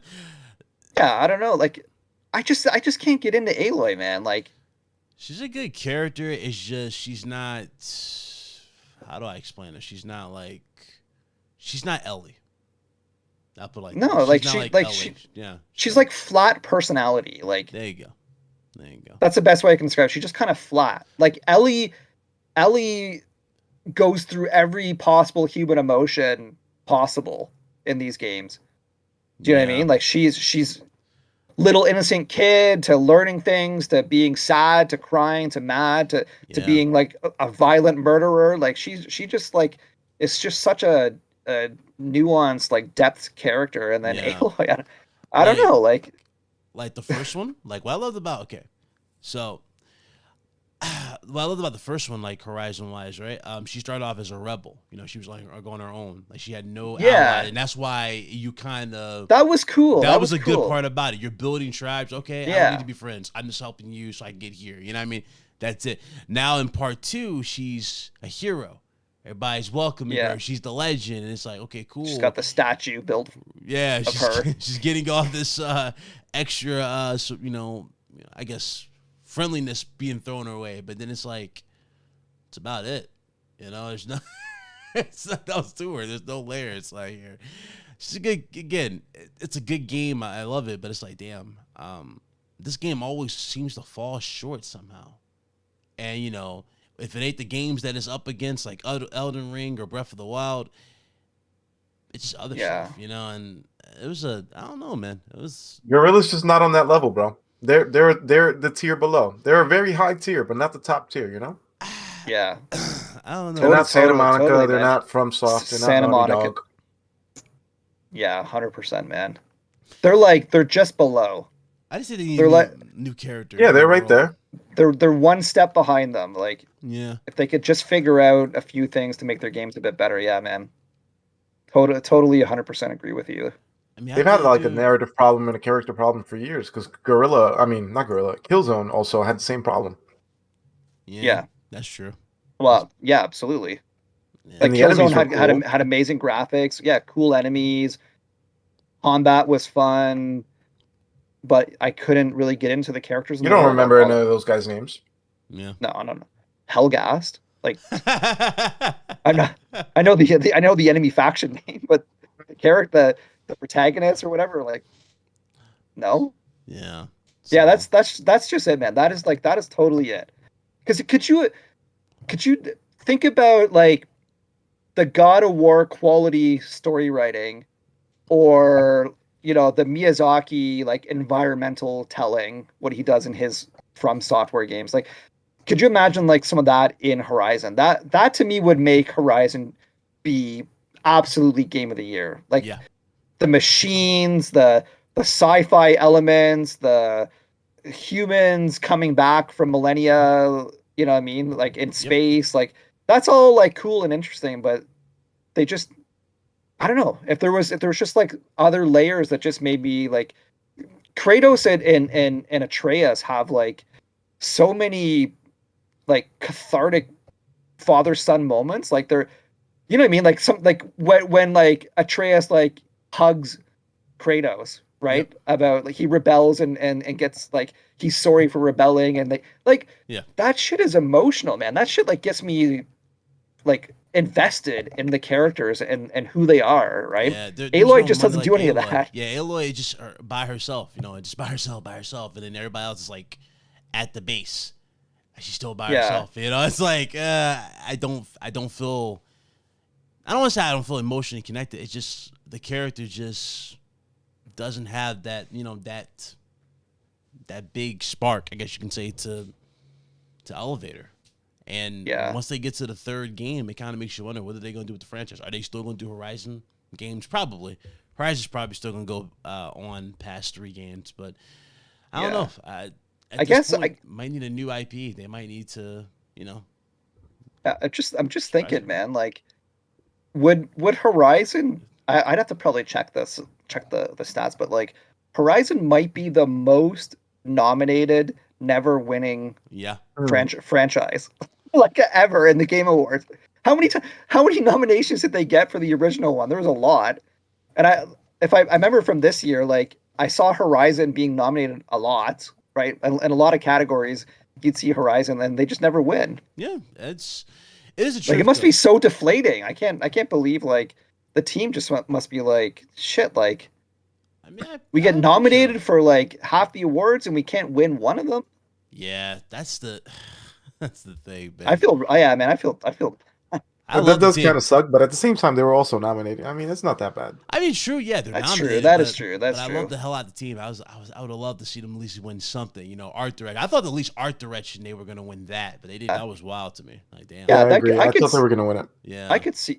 Yeah, I think Elden Ring won for that one, right? Mm-hmm. Yeah, which is that's kind of weird, man. That's kind of weird. I'm like Elden Ring has good. But it's not. It don't look visually that eye candy look as Horizon. That's why I thought Horizon had that in the book. Like Horizon looks amazing, but yeah. I think probably Elden Ring has like more environmental diversity and imagination. Yeah. Than because Horizon is just like most of the biomes look kind of similar in that game. But yeah, like Elden Ring looks muddy compared to Horizon. Like there's no comparing the graphics. Like it's just So yeah, that was a really weird one. Plague Tale also got nominated a lot, didn't really get anything. So I mean, I don't know. It's tough. That is true. Dude, all this love for Stray had me sick, bro. Stray. Everybody played Stray. I didn't even play Stray. I know you guys were all in on. Well, I know. Paul was all in. Dude, it was good, but I don't know what people are on, bro. I think it won best this indie. Game got right? so many nominations, and it won best indie over games like Cult of the Lamb, Sifu. Like, what are we doing here? I thought Cult of the Lambs. What are we doing here, man? Yeah, I kind of thought Cult of the Lambs had that in the bag for best indie or something like that, but it didn't. Games for Impact, Microsoft won for as Dust Falls. That was. Cool. Yeah, I thought Sifu was gonna win the indie one. I thought they were gonna clean up, dude. But yeah. I don't know, man. I played and I beat Sifu. Well, I played and beat all 3 of those games, Cult of the Lambs and Stray, and like, yeah, Stray was good. Like Stray is definitely like a high recommendation for me, but it's like was a game of the year recommendation type of thing. No. So that's the thing. Like, that's the thing. Like nominated, sure. Yeah. Like I could see it because when I think back, it's probably in my top 5 or top 10 at least, like indie games of the whole year. So yeah, it should have been nominated, I think. But yeah, I just thought like Cult of the Lambs was certainly a lot more original, and the gameplay loop was better in that game. But Sifu was, in my opinion, was just like leagues above both of them. Like I think Sifu is like I have to look at my my top 10 list of this year, but I think I still have Sifu in my top 3 of the year. Like Sifu is just friggin' amazing game. Graphics, gameplay, replayability, story. Yeah, I agree. Are we You gonna even talk? play Sifu? Get out of here. So Did you play Sifu? What? Ah, man. did not play Bet. Sifu. Virtual slapping you, buddy. You serious? No, I didn't play Sifu. Remember, I didn't buy. I think it was behind. You gotta get on that. You The can probably extra find that tier. cheap now. What was it? Extra tier for PlayStation Plus. Yeah. Something like that. I didn't. Yeah, I didn't upgrade my Oh, tier. dude, Sifu is so good, No, man. I was trying. Like I top didn't 5 of the really- year, good. Yeah. It's really friggin' good, man. I'll definitely. Really friggin' good. I will definitely play it. I promise. I will definitely play Sifu. I mean, Stray. I just didn't have time. I had a lot of games. Had my own like Callisto Protocol, which You can skip let me Stray. down. Stray's mid. let me down. Yeah, I mean, But out of the two, like play Sifu for sure. They just announced like new DLC for Sifu. yep. It's the perfect time to jump in. Oh yeah. And did you see that they actually have a movie announced for Sifu? Sifu? Yeah. Wow. Was it animated or? Well, they're live making a action? movie out of everything. I don't think it's animated. I think it's gonna be live action. Oh wow. See, Dude, if they base it on the game, shit, that's gonna be good. I can't wait. Especially if they get like, I don't know, like Jackie Chan or I don't know if he still has the moves, but like someone like Jackie Chan that can really like pull off all those moves. yeah. Shit, give me Sleeping Dogs movie for that. I would watch that any day of the week. Oh yeah. That's what I want. Give me a Sleeping Dogs sequel. Can we get that, people? Like, can we get that in the chat? Sleeping Dogs. But Dude, are we gonna talk about Nibble? yeah, he got so the I content creator- couldn't get the. So the poor con- guy. the I just content can't creator, he got nominated. Everybody was over there. I think he just did it as a quick nod to him.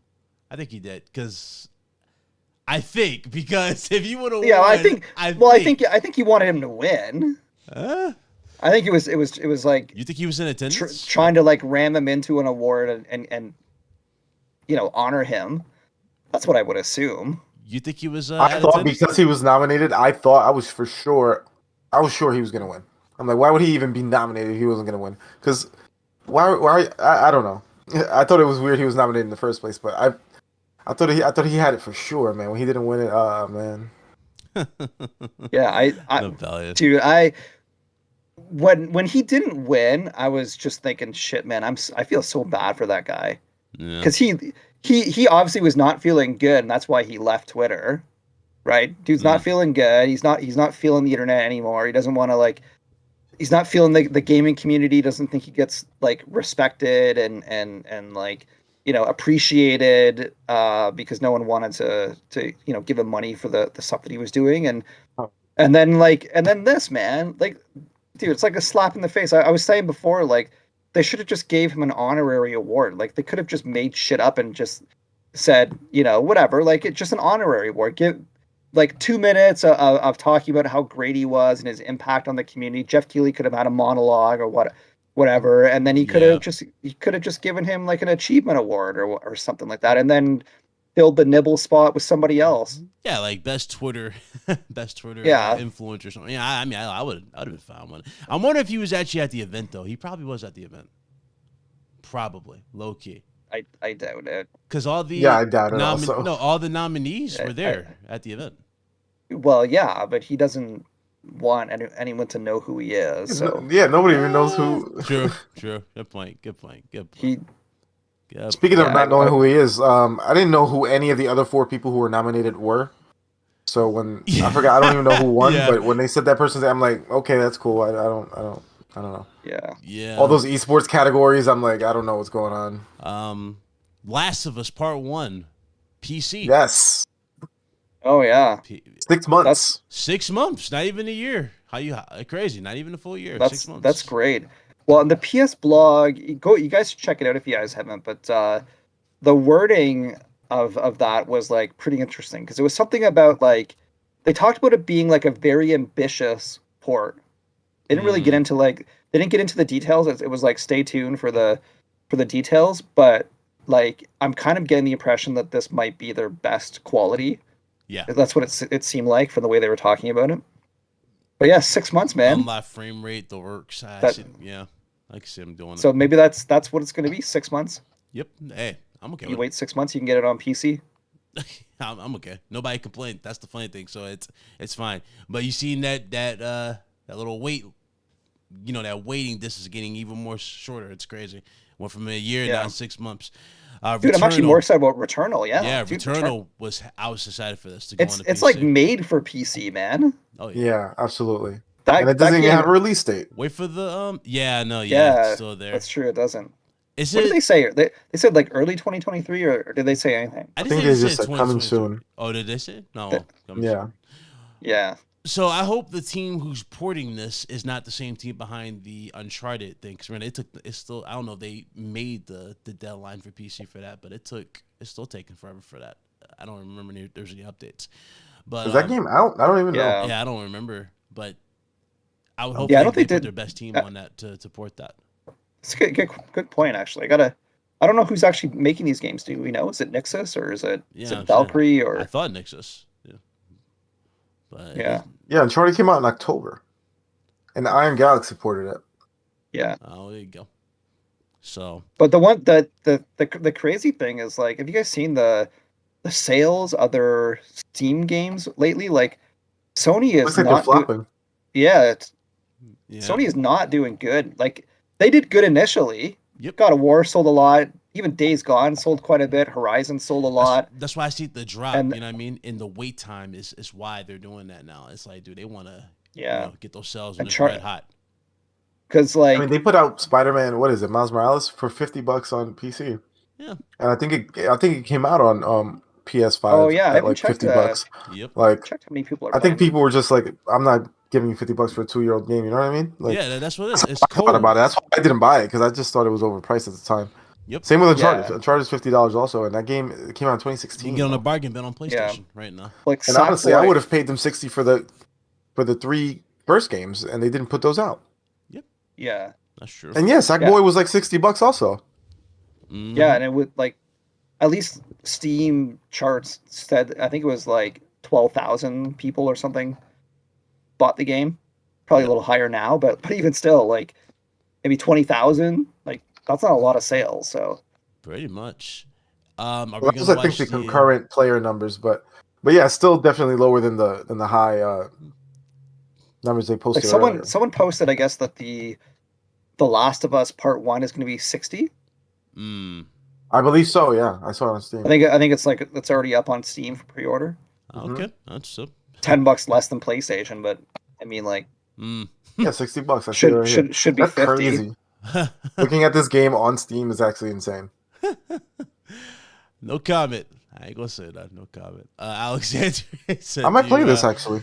So are you gonna go see the Super Mario Brothers movie? There's a lot of drama going around about that with Chris Pratt and the voice acting. From what I've seen in the movie, it looks good. I got no complaints with what I've seen. I'm getting Sonic vibes. Did you guys like what you guys saw with the movie for the Sonic? 100%. I'm definitely gonna see the Mario movie, bro. You crazy? Yeah, it looked good. It looked good. I don't know where all the complaining is. I mean, okay, it's Chris Pratt voicing them and whatnot, but it looks straight. It looks like it's a fun family film. It looked better than that movie. What was it, Lightyear? I think this is gonna be better than Lightyear. So I got no issue with what I saw. The cool, like, the best part for me is, like, every time I see a trailer for this, it's like you could literally imagine Nintendo and probably even Miyamoto himself, like, sitting down and working on the plan for this movie, right? Like, there's so much fan service in this game or this movie, like just everything, even like, like, some of the scenes will even show Mario, like, jumping around in what looks like a new level of Mario, right? The classic soundtracks playing, all that's like hit the tube sounds, like the power ups, like going through the tubes, like it's just completely, like, it literally looks to me like a Mario game that it has been made into a movie. It looks completely, like, faithful to the franchise, and like, I mean, video game adaptations have always been, like, way off. Like, there's always been a huge disconnect in the, I guess, like, the creative direction of movies versus the games, right? I'm actually like, I'm kind of hoping that from what I've seen with The Last of Us HBO, like, that actually looks similar to me as well, right? Like, Like it It's breaks the all- trend. It's really, really good. all- Yeah. Yeah, all intentions. Like you even saw like Troy Baker, was on stage and like just saying that like he said that he watched, I guess, the entire season. Yep. Right at the Game Awards, he said he watched the entire season and he's just so amazed at Yep. at how they portrayed Ellie and Joel and all that. Right, so it's good. I can't wait. Yeah, I'm excited. Curious how they do it. This is a TV show, so I'm guessing season 2 would focus on. Well, I don't know. We gotta see how many episodes they go in terms of like getting to the end of this. Are they gonna split this whole game into 2 seasons? What? Sorry, what are you talking about? You're talking about The Last of Us? The Last of Us, yeah. Like the game. Oh, okay. So you actually think they're going to have 2 seasons? If they like tell them the story wise, do you think because I don't know how many episodes they're gonna have for the season. Oh, I don't. Yeah, dude. I hope you're right. Yeah, because if it's gonna be I always just assumed it was just like a 1 season. Let's retell like essentially the original Last of Us story. Yeah. But if they turn it into like a Game of Thrones type thing where it goes on for 6 or 7 seasons and like they start getting into The Last of Us Part 2 and like all cool shit like that, yeah, man, I'm here for that. Yeah, for sure. As long as the first season's good, which of course I'm assuming it is. Yeah, that's gonna be the main. it's the first first season, first impressions. We'll see.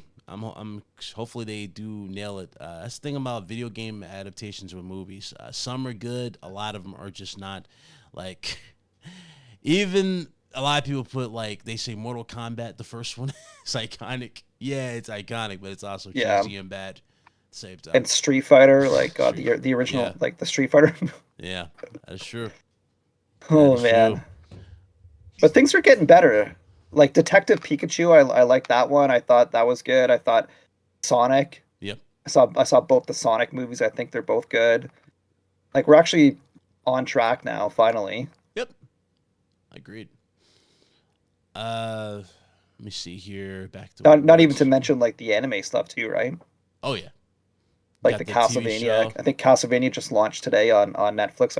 What today? Oh yeah. I saw people tweeting about it. Yeah, the Cyberpunk. What was the other one that won best adaptation? It starts. I think was it Arcane or whatever? Arcane, yeah, the League of Legends anime. Yeah.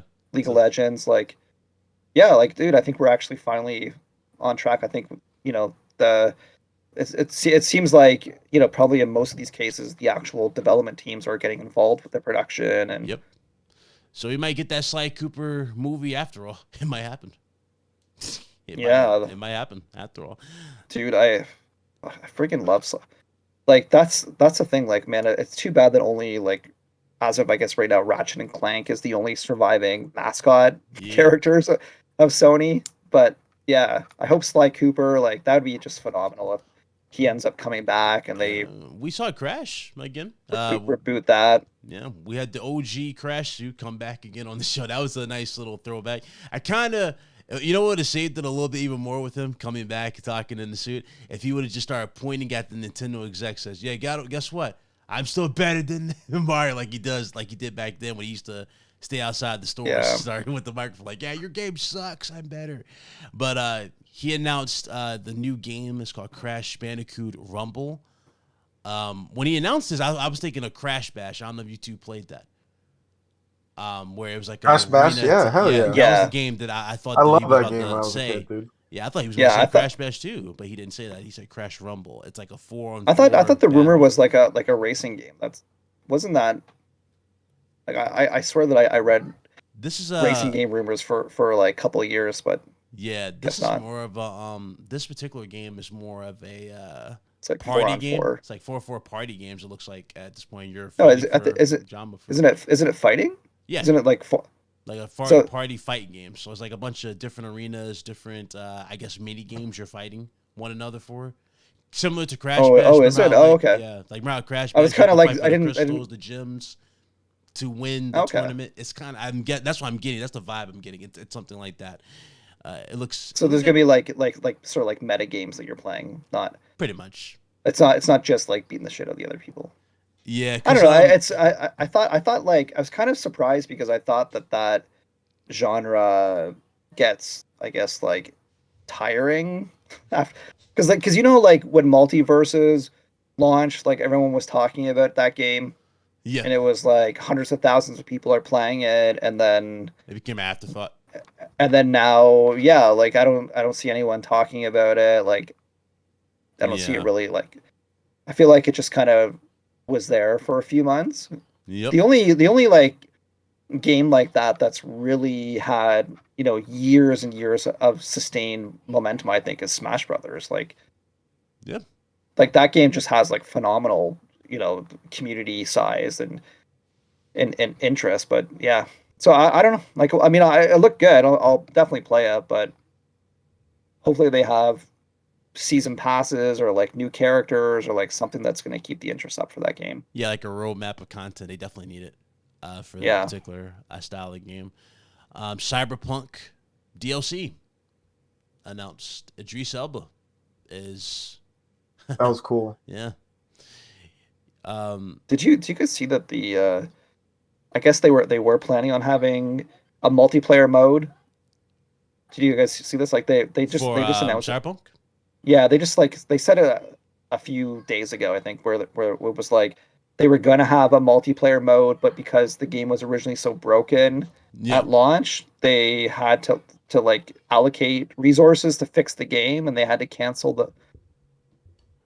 It just sucks, man. Like it just totally sucks. Like we could have, if we had a polished Cyberpunk, we could have had a Pretty like good their roadmap. their version of like GTA Online, right? Like could have had something like that, but. I mean, every experience is a learning experience, man. I think the whole industry learned from this. Like, don't rush a product. Like, ironically, I don't know. Yeah, we're still kind of getting it, though.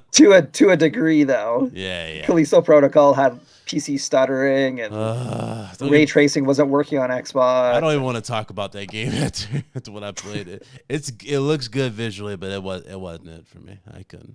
It wasn't. Yeah, I just beat it. I just beat it a couple days ago and how'd you thought about reviewed the game and all that. But did you like it? I mean, I thought it was.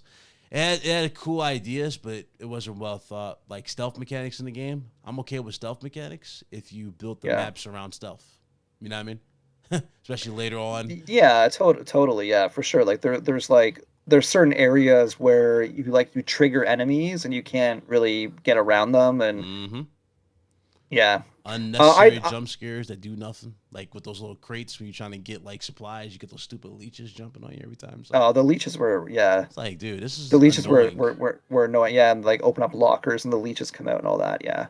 And it's kind of like I realized like after one or two of them that it's obvious to figure out which ones are going to have a leech, because whenever you have to like go off the beaten path and go through a couple of rooms and then you finally get to a chest, that's always the good one. You gotta work your way, fight your way towards the good one. All the ones that are in like the main, like the critical path. Yep. Like the areas that everybody travels to that you don't have to go off on like some side mission for. Like those are the ones. I'm just walking down like the critical path. I'm like, oh, there's a chest right here in the hallway. Oh, it's gonna have a leech. Yeah. Has a leech like 9 times out of 10.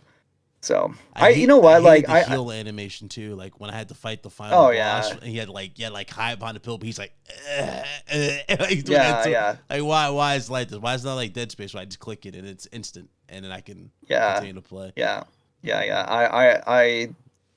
I basically was saying in my review of the game that I think like it has like major potential, and there's certainly some really good elements. Like the graphics I think are phenomenal, especially like I played on PlayStation. I guess it seems like it's worse on other platforms, but anyways, like presentation was good. I actually really liked the story, but I didn't like the main character, Jacob. Like Jacob is just like he's just so nonchalant. Like who's like Danny is way cooler. Danny is way more interesting than him. So I was like, okay, like kind of glad that she made a bigger presence in the game than I thought. So that was cool. But like basically it seems like to me they designed the game to be one-on-one, where you're fighting just one like biofag or phage or whatever it is, right? Yep. whatever they're called, And the biophages. camera just And that- just fights with you, and when you have 2 or 3 swinging at you, and you can't time that stuff with the dodge because it's like you're too slow and bulky, but they're fast and agile. It's like, who thought that was a good idea? Well, it's like, yeah, but it's like everything about the gameplay breaks down. Literally everything about the gameplay breaks down when you've got like 2 or 3 enemies, because you've got your glove, right? But no stasis, what I at least for me, like when I could like literally like pick up one enemy, position them towards the spikes, throw them, and then my battery is like almost drained. Like usually it's drained or like 80% drained, and then but even 80% you can't, that's not enough juice to pick up another enemy and throw them. So basically I could throw one enemy. That's it. And then I actually checked with my own clock because I didn't believe it, but I checked a website that actually said that the default to refill your telekinesis power back up to full is 3 minutes. I timed it, man. You can upgrade it, so there's like 3 upgrades, and every upgrade drops it by 30 seconds. So so if you upgrade it 3 times, you still gotta wait a minute and a half. Dude, a minute and a half in a battle is like 10 hours. That's 10 hours. Huh. Basically you can only use that power once per battle. That's and it. The other thing, unless you have the battery, like the GRP the upgrade material is another thing I complain about. It's like, dude, how are you supposed to upgrade in this thing? Because the story is just pushing you forward, and you get locked out of the areas, and you can't go back and grab the other things. that was annoying too. Yeah, I actually got so lucky. I think this is the first time ever that this has happened to me. I love getting the collectible trophies in games, and I didn't look at any guide whatsoever. I did it naturally. I just kept naturally following, just going around. And found I just naturally was like searching everywhere. But there was like a couple of times in the game where you would have a fork in the road, right? Go left, go right. You can never tell which is the right way to go. There's no like every now and again, like sure, maybe sometimes there's that one where you got to follow the yellow pipe or whatever, or the red pipe, or the red pipe, You like so like in those cases you can tell, but usually you can't tell. So there was a couple of times where I picked the wrong one, right? And I'd pick left. I should have gone right. I go down left. You get into a cutscene, right? You get into some kind of cutscene. Jacob moves into a new room. The wall behind you locks or whatever, and then you're like, but wait a minute, I wanted to, like, I missed the fork in the road. You can't go. Yeah. So I actually went through the whole game, and I actually managed to find all of the collectibles, and I popped the trophy for getting them all. And I was like, what a miracle. Like, I can't believe it. Like those, I missed 2 or 3 forks in a row, and it must have just been like chests and maybe like money and shit like that I missed. Yep. And it's like, your inventory, the thing that pissed me off even more was the stupid ass inventory. Dude, 6. How the hell are you going to have this limited ass inventory in a survival horror game with upgrading and you're futuristic? And you don't have no stasis module to freeze people, so you be strategic in how you fight these things. You can't grab the spit when the little acid things like you could in Dead Space. You can't do that. So it's like, what is this? Dude, every weapon in the game has its own ammo. Yeah. What the F is that? Like, dude, when I finished the game, I had 5 guns. Right? I had all the guns too, and I had 5. You eventually get up to 12 bases, but even 12 is not a lot.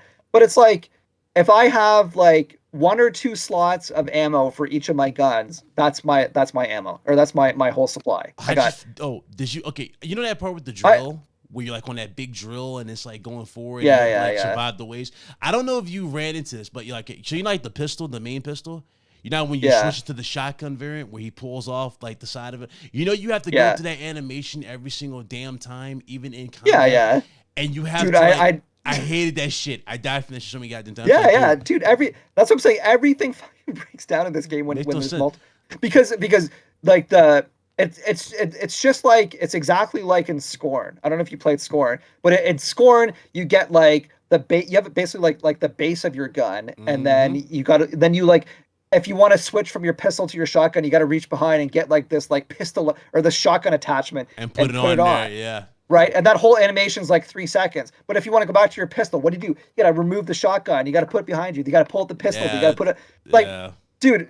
Like this game does the exact same thing with that, where you got to rebuild the guns. Oh god, it's just. And you got this stupid mechanic where they run stupid. First, like they run at you full fledged, and you try to dodge when they go for that grab to give you. They just that little hit, they hit your face. Like this is just like the whole time. Like how is anybody giving? Like again, y'all like it, you like it. Me, I'm like, how the hell is this game getting praise from anybody for this combat? This combat is terrible, and I just couldn't take it. Yeah, dude, it was bad. The 3 seconds or 4 seconds of injecting the health injectors that pissed in your me neck off in the final boss fight. That got me so many damn times. Dude, I just played Thymesia, right? That like Dark Souls type game on PC. I just played that a couple months ago. And that game, you've got two options. Like you can either like basically like stand still and inject yourself, right? Yeah. And then you can like you can heal yourself up quite a bit, or you can basically do like a walking injection, but the walking injection you walk at around like half speed. Yep. Right. I was like, why can't Jacob do this shit? Like, are you serious? Like the dude has to get down on one knee, inject himself for like, dude, just walk around. Dude, it felt like you're just extra walk around. heavy. That was the thing that pissed me off even more with the game. It's like you're extra heavy compared to Dead Space. Dead Space, it made sense. You know, you had those hover boots and all that stuff. He's like a walking tank with all the armor you're buying. That made sense, right? And I don't know if you saw the remake, but you know, like the blood splatter goes on the suit. None of that's in Callisto Protocol and like that. But I'm like, dude, it makes no sense how this game, you know, how they did it, because you know they had like all the hover boots and all that stuff. Jacob's suit doesn't have that. It's a normal suit, normal space suit. And, like, it was funny. They pull a gotcha at the end because remember you have to escape. Dude starts running. Why couldn't I do that the whole game? Yeah. Nice. Dude, that elevator part that you're talking about where you're like, you're going from that one area to the other. The only way I beat that is I got so frustrated because I died like 2 or 3 times on that part because it's just ridiculous. You know, every like 10 seconons, 3 or 4 of those creatures come. But then because I realized, I was like, okay, one, I can't heal because I can't. You're not going to sit there for 4 seconds when like 4 enemies are attacking you, so you can't heal. You can't. I was like, I can't swap weapons because it takes me like 3 seconds to swap a weapon and like I'm being attacked. So I was like, what am I going to do? I was like, okay, I got a plan. This is how I beat that. I was like, okay, I am going, because there's like 4 chests on that elevator thingy. Yep. But none of them unlock until you power up the generator. Then you go back and they all unlock. So I was like, okay, you know what I'm gonna do? I took my shotgun, like the high powered shotgun that you get. There's like not the first one, the gunk gun or whatever it is. The skunk gun, yeah. The skunk gun. It was the high powered shotgun. I opened up all the chests. I looted everything. You can, before you hit the elevator button to get that segment going, you can go back to the machine. You can sell it. You can sell everything for credits, right? I sold everything. And all I did is I printed like 200 shotgun bullets. My entire because I realized, I was like, okay, swapping guns takes like 3 seconds, but reloading the gun takes like maybe 1 second. Yep. So all I had was the shotgun the whole time, just 200 bullets, man, just running up. Yeah, it's like it's like Jacob has no urgency when it comes to his life, but hey, he has urgency to reload a gun. It's like that makes no sense. It was just silly in that aspect. But So I don't know, man. If combat was good in the game, I think I would have I would have had a different tune. Yeah. This would have been like great, man. This would have been 9 out of 10. Like, you know, game of the year potential. Like, I thought everything else was fantastic, but combat, man, just totally breaks down in that game. Yeah. And speaking of combat, Gotham Knights DLC, you seen it? The new DLC? Yeah. It looked good, but I'm like, I'm getting Batman Beyond vibes. Remember the little starfish was on Superman's body? Is that what they're basically trying to say? This thing is, it's like Suicide Squad. Like that thing's like, I guess hypnotizing people. but what was like what made me like not so interested in that DLC was they actually showed the trailer for Suicide Squad, Yeah, Suicide Squad was right? fucking awesome. With Batman, Yeah. right? Like Kevin Conroy's final performance. so yeah, like yeah, dude, like that was just like that was awesome to see. So I'm kind of like, you got like Gotham Knights DLC, but then you got like Suicide Squad that actually generally looks a lot better Oh yeah. so far. Like and it's Rocksteady, so it has to be better. I only trust Just them. That's funny. That's like one of the only developers I can trust with a Batman title. Yeah. Because they deliver, you know what I mean? They just know how to put the quality in it. It looked great, everything about it. So I like how Harley Quinn's like, oh, don't worry, it's Batman. He doesn't kill. The guy just goes, Yeah. I'm like, Yeah, of course. That was okay, awesome. Then this is it's cool. like the bomb button or whatever that he pushes. Yeah. Yeah, that shit was cool, man. So Yeah, so I don't know, like it's like it's kind of hard for me to be excited for Gotham Knights DLC when I see stuff like that, which yeah. and then I think they even announced I forget the date, but I believe like it was like May or something like that when Suicide Squad comes out. Yep. It's coming out like first half of next year. So I was like, oh wow, like okay. Yeah. Yeah, there were a lot of release dates dropped, and all of them were like first half of next year. It's gonna be crazy. I'm happy, man. Resident Evil 4's got my attention. That's in March. I can't. Yeah. Oh my god. And March is Dude, Dead Space. Yeah, Dead Space is next month. Like sucks because like 2 weeks ago I was more excited for the Callisto Protocol than I was for Dead Space. Like I'm super excited for Dead Space and I can't wait to play the remake. But I was like, shit, the Callisto Protocol is going to be as good, but it's going to be in a new IP, like new characters, new universe, Yeah. and now that I played Callisto, I'm like, holy shit! Like I can't wait for Dead Space. Yeah, I'm like that's gonna be, there's no way they're gonna screw that one up. So nah, not for what I've seen. That's whoo, can't wait. Yeah, man. I cannot wait for Dead Space. A lot of people are complaining about how they did Nicole, though. Isaac's wife. I like the additional. I love the additional scenes they did, especially when you're on the Ishimura before it crashed. Not the Ishimura, their ship before it crashes to the Ishimura. Like the dialogue between Kendra and Isaac. Like he's talking, you see him actually moving his head. He takes the helmet off. I'm like, that looks good. Like I can't wait to see how those scenes really play. Like in the final, in those other scenes, like what does he say going forward? But it looked good, man. It looked interesting. Like I have to say, like the original Dead Space, I wasn't like super big into Isaac as a character, but it was more of just like the game was just incredible. All you heard was grunting and just fear. Exactly. Like I didn't really know a whole lot about Isaac, and so like if they're gonna bring in a little bit more personality into the character. Yeah. Show some different things that we haven't seen before with Isaac. Like I'm all for that. Yeah, they did it with Dead Space 2, and it just like that's when they added the extra layers to Isaac, and it was just even more better. But, totally. Yeah. Totally. Yeah. Talk about the first one. Like the very first one, he just kind of like he was kind of like a generic protagonist. Like I didn't really know a lot about him, but yeah, I actually thought because he was an engineer, right? But then again, now that I think about it, it's like it didn't make no sense. It's futuristic. I'm pretty sure all those suits you can talk. Yeah, I mean, in general, nobody's talking. Yeah. So, but yeah, I agree. It was just it was. Oh, dude, I forgot to say too when we're talking about Callisto, the what's the dude's name? Elias. Mm-hmm. The cellmate. Mm-hmm. That dude is like way more interesting than Jacob.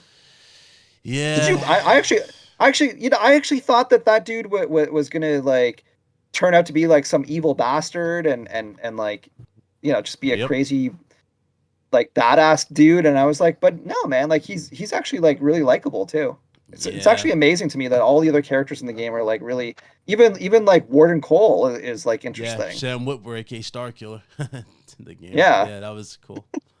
I don't know how games do that, man. Like every supporting character has like the fight interesting, cool little things, but the actual character you play as is just the fight a blank when you're slate. against his like I guess his mutated form, the first form where he's like all bald and he's like, "Come on, throw them hands." Yeah, and like I don't know if you caught on, but when he kills you, he spits on you like, "Pooh, I guess you get." He walks away. Oh yeah, true. Like, so, that was cool. They kind of it was like a nod to the Krauser fight from Resident Evil 4, because you can't really kill him with your guns. You gotta like use your melee. Right. Yeah. When you have a broken melee system, you gotta stun him. Yeah, it's like I can't with this melee system. But that was Callisto Protocol. It is what it is there. Pretty much everything at the Game Awards. I'm just gonna throw this last quick topic out here, and we'll end the show. I'm gonna go right to you, Paul. Microsoft being sued by the FTC over this deal, man. The final time, man. How you feel about this? Everybody's losing their minds over it. They're like, it's getting prolonged even further. Me, I don't think this deal is gonna go through at this point. I don't think so. Well, I mean, I'm actually like most shocked because I had there was like the European Commission, there is the UK Commission, and then there's the FTC that were all like scrutinizing this deal. To me, like at least the way the media was presenting these deals, like it seemed like the FTC was the most likely to go through. Yep. The UK was like the least likely to go through. Yep. And the European was probably leaning towards not going through as well. Yeah, it was like a coin toss with them. It was close. It was kind of like 50-50 with Europe, but leaning a little bit more towards maybe suing Microsoft. Yep. UK would seem like it was almost a shoo-in that they would sue them. And then FTC, FTC was kind of like, I don't know, I kind of like didn't really know like which way they're going to go, but there was a report even just like a couple of days before the FTC announcing that they're going to sue Microsoft about how I guess like there's like a 4-person panel, one person on there has already agreed to the deal going through, and then I guess like another one of the panel members was going to switch, and so it was going to be like 2 versus 2, which means that the FTC was not going to sue, and then they just go ahead and they sue. Like I still think that, unfortunately, I don't want to have a pessimistic view of it, but I think that money like just always wins in the end.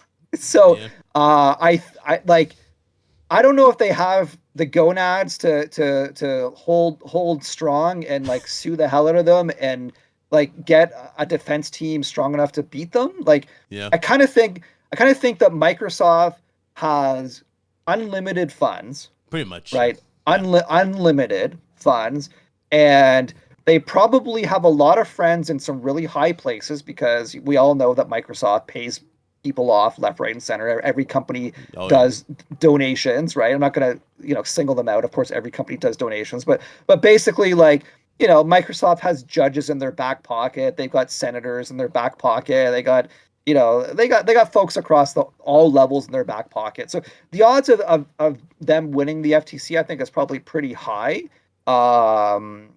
But it's we'll see. Prolonged. It's just prolonged even further. We'll see. Yeah. I think so I still think that they could win against the FTC, but I think the worst part about this for Microsoft is that now the UK and the European commissions can now use this as leverage to also sue Microsoft and try to get this deal, because for sure the UK commission, because it seems like they want to show that they're tough, right? They're like they're for the people. They're gonna, like, if these big technology companies want to buy out entire industries, like no, we're gonna stop that. So the UK commission, I think 100% is gonna sue now, because they don't want to seem weak compared to the FTC. They want to be known as like the tough regulators, and so they're gonna sue.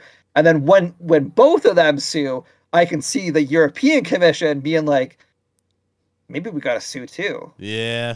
Like, yeah. The UK and the US are suing too. Like I don't think the European Commission is like, they don't seem like they're pretty lenient. They seem like they like to protect customers and industries and stuff like that. And if they see that if they believe that there's going to be risk to any group of customers or industries, they're going to jump in. So yeah, I can see this honestly snowballing. At least 2 of the 3 are going to sue. Yep. I'm guessing all 3 are going to sue.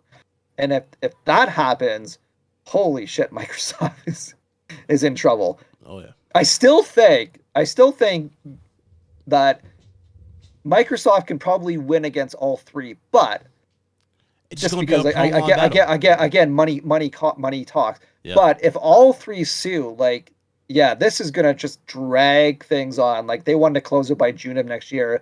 I could see this being like a multi-year huge battle, and just like costing Microsoft so much money. And They're probably gonna like manipulate their fans like they've been doing. Like Sony's been doing the same thing. They're gonna like Sony's gonna talk bad about Microsoft, and Microsoft's gonna do things like the Nintendo deal, right? Let me actually just want to talk about that really quick too. Yeah. That I saw people on Twitter and everywhere like talking about this like 10-year deal with Nintendo. And look, whenever there's something good that happens in the industry, I'll call it out for sure. Bringing Call of Duty to Nintendo is a good thing. Okay, Yeah. like flat out, it's just like it's a good thing. But this Nintendo's whole thing, hardware sucks. That's the problem. well, this whole like the whole plan for like, okay, the only reason why Microsoft went to Nintendo to get Nintendo to agree to 10 years of Call of Duty is because they wanted ammunition against Sony. So they're negotiating in bad faith. They're tweeting in bad faith. The Brad Smith, the Microsoft president, is writing articles to the Wall Street Journal in bad faith. Everything is just in bad faith. It's manipulating people. It's trying to get people to think that they're the good guys because they're doing all these like great things. No, they're using Nintendo. They're manipulating Nintendo. They're manipulating fans to try. The whole point is to put pressure on Sony and on the regulators to get them to sign the deal and let them buy Activision Blizzard. So it has nothing like. And here's the other thing too. If Activision saw an opportunity to make money, a good amount of money with Call of Duty on Nintendo Switch, we would already see Call of Duty on Nintendo Switch. Yep. Like Activision's not dumb. Game companies aren't dumb. They're not stupid. They've got some pretty intelligent people that they got people whose entire job is to survey different platforms, different demographics, figure out the potential target audience. They take a look at the cost. What is it going to cost me to make the game on this platform? What is it going to take me to market this game on this platform? And will I make a lot of money if I make this game on this platform? Activision Blizzard, for like since the Wii U for the last 5 years, has said no. Like we're like, sure, they could probably make a little bit of money, but it's not worth their time. Like the amount of money they can make on a Call of Duty game on a Nintendo platform is not worth their time. And Activision knows it's not worth their time because they have produced a lot of Call of Duty games on Nintendo platforms. On like DS, I played Call of Duty, and Wii U, I played Call of Duty. They know how many people, their potential audience on Nintendo platforms, right? And they just know that it's just not worth their time. Yep. So the thing is, like, Microsoft is only doing this to pressure Sony and the regulators because they're not doing this to make money. Yep. Like they're just willing to, like, that is like crazy to me. They're willing to commit to developing games on a platform for 10 years that probably won't make a lot of money, only for the whole reason of just getting Sony and the regulators off their back. Like, it is. I'm damn, man. It's the whole thing. I just can't believe people like. It's a circus. It's a circus every week. It's like there's a new attraction. It literally everything. It evolves like that. I'm like, when it's over, I'll be happy, right? But it's like, dude, that's all we talk about is this. And I'm like, well, we talked a few weeks ago about like. It's kind of, it is like a train wreck, but it's kind of fun to talk about and watch and like see. Like Phil Spencer has actually been kind of like nasty lately towards Sony, like really going on and like going on podcasts and like interviews, stuff like that, and like just flat out attacking Sony. Yeah, which is like, but Phil Spencer seems like such a nice dude. Yeah, but you see his vibe at the Game Awards? Like, he looked kind of out of it. He looked out of it at the Game Awards. Like, Sarah Bob was all happy, excited. This dude's like, like, he's like this. Like, in the chat, like, there's memes all over Twitter of him, like his, just like the fishlet face, like, he looks pissed. Oh, dude. Well, I mean, like, he went to the Game Awards the day the FTC sued them. Mm-hmm.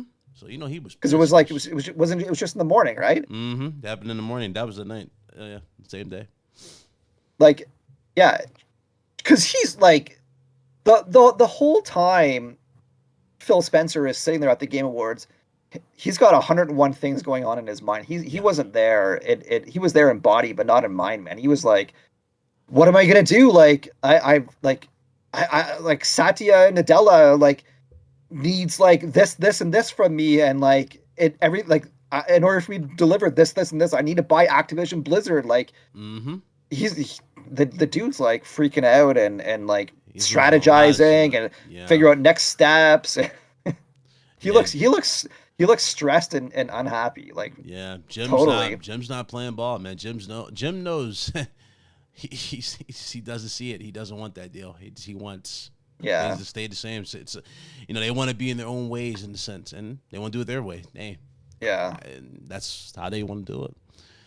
We'll see. I think it'll probably end up going through, but yeah, man. I think that I was talking to a buddy of mine about this as well. Like, I don't know. I really actually am. Well, okay. I was gonna say, like, I don't understand why people would be so for this acquisition, but I should probably speak for myself because I know why people are so for it, because there's just so many fanboys out there that are just ridiculous and they want the fanboy fuel and all that. But like, if like, I wish these people could just step back for a second. But like, if you actually step back and think about it, there's almost no way that this acquisition is going to be good. The only one way maybe is that it seems like Microsoft is a little bit better at managing their employees. Like Activision is just shit at managing employees. And it seems like Microsoft is actually like neutral when it comes to unions and like treating employees and stuff like that. So that part is a positive, of course. Like anytime the staff get treated better, but from a gamer perspective and the output, right? Microsoft has like a 10 plus year history of showing us that every time they acquire studios, things always go downhill. Yeah. They always like it'll start with the rumors AAA budget thing, or no, wait, what was it? 4A AA game, which happened to be Perfect Dark. They bought Gears of War. Gears of War is nowhere near where it was. They bought Halo. Halo is nowhere near where it was. They bought Peter Molyneux's like Lionhead with Fable, and then Fable went like died to obscurity. It's going to be resuscitated apparently, but it died. They bought Rare. Rare was like top 3 developer in the world, arguably top 1, but for sure in the top 3 developer in the world when they bought them. And now they're like a nothing studio that just pumps out like annual Sea of Thieves DLC. Like, it's bad. Undead Labs is doing nothing. Compulsion Games hasn't released a game in 3-4 years. Like the only two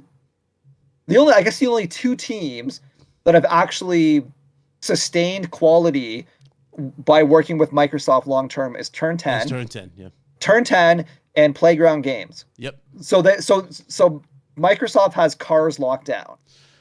But they got but my thing is that it's not hard to make a car like at this point, like from what I've seen, like, well yeah, but yeah, I'm just saying though, like they have like systematically shown that anytime they acquire anything, things always gradually, slowly, year by year get worse. Like I'm not expecting Bethesda quality to go up. It's gonna go. I'm fully expecting it's gonna go down. Yeah. Not super fast because they still have talented devs, and eventually a lot of them I'm sure are gonna exit when things start going sour, like what happens with Coalition and 343.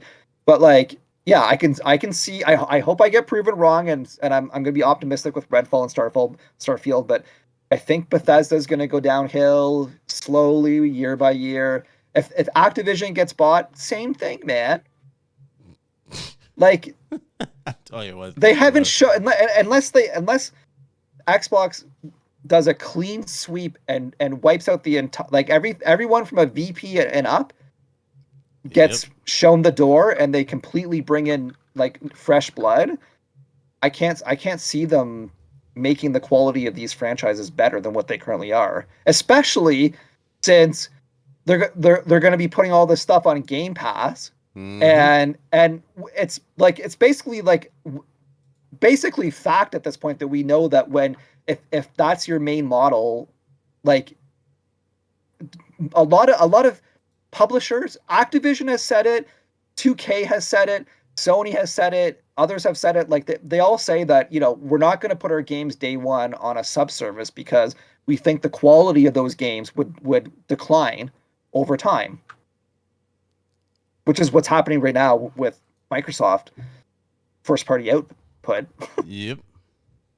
So anyways, like, it's just like, I just don't understand why anyone would want this. Like, if it was Nintendo doing this, I might be more in favor, because Nintendo just tends to release games that are like 80 and above on meta. Like, they just typically make good games. If Sony were to do this, I'd probably be more in favor of it, because Sony generally makes good games and does good things.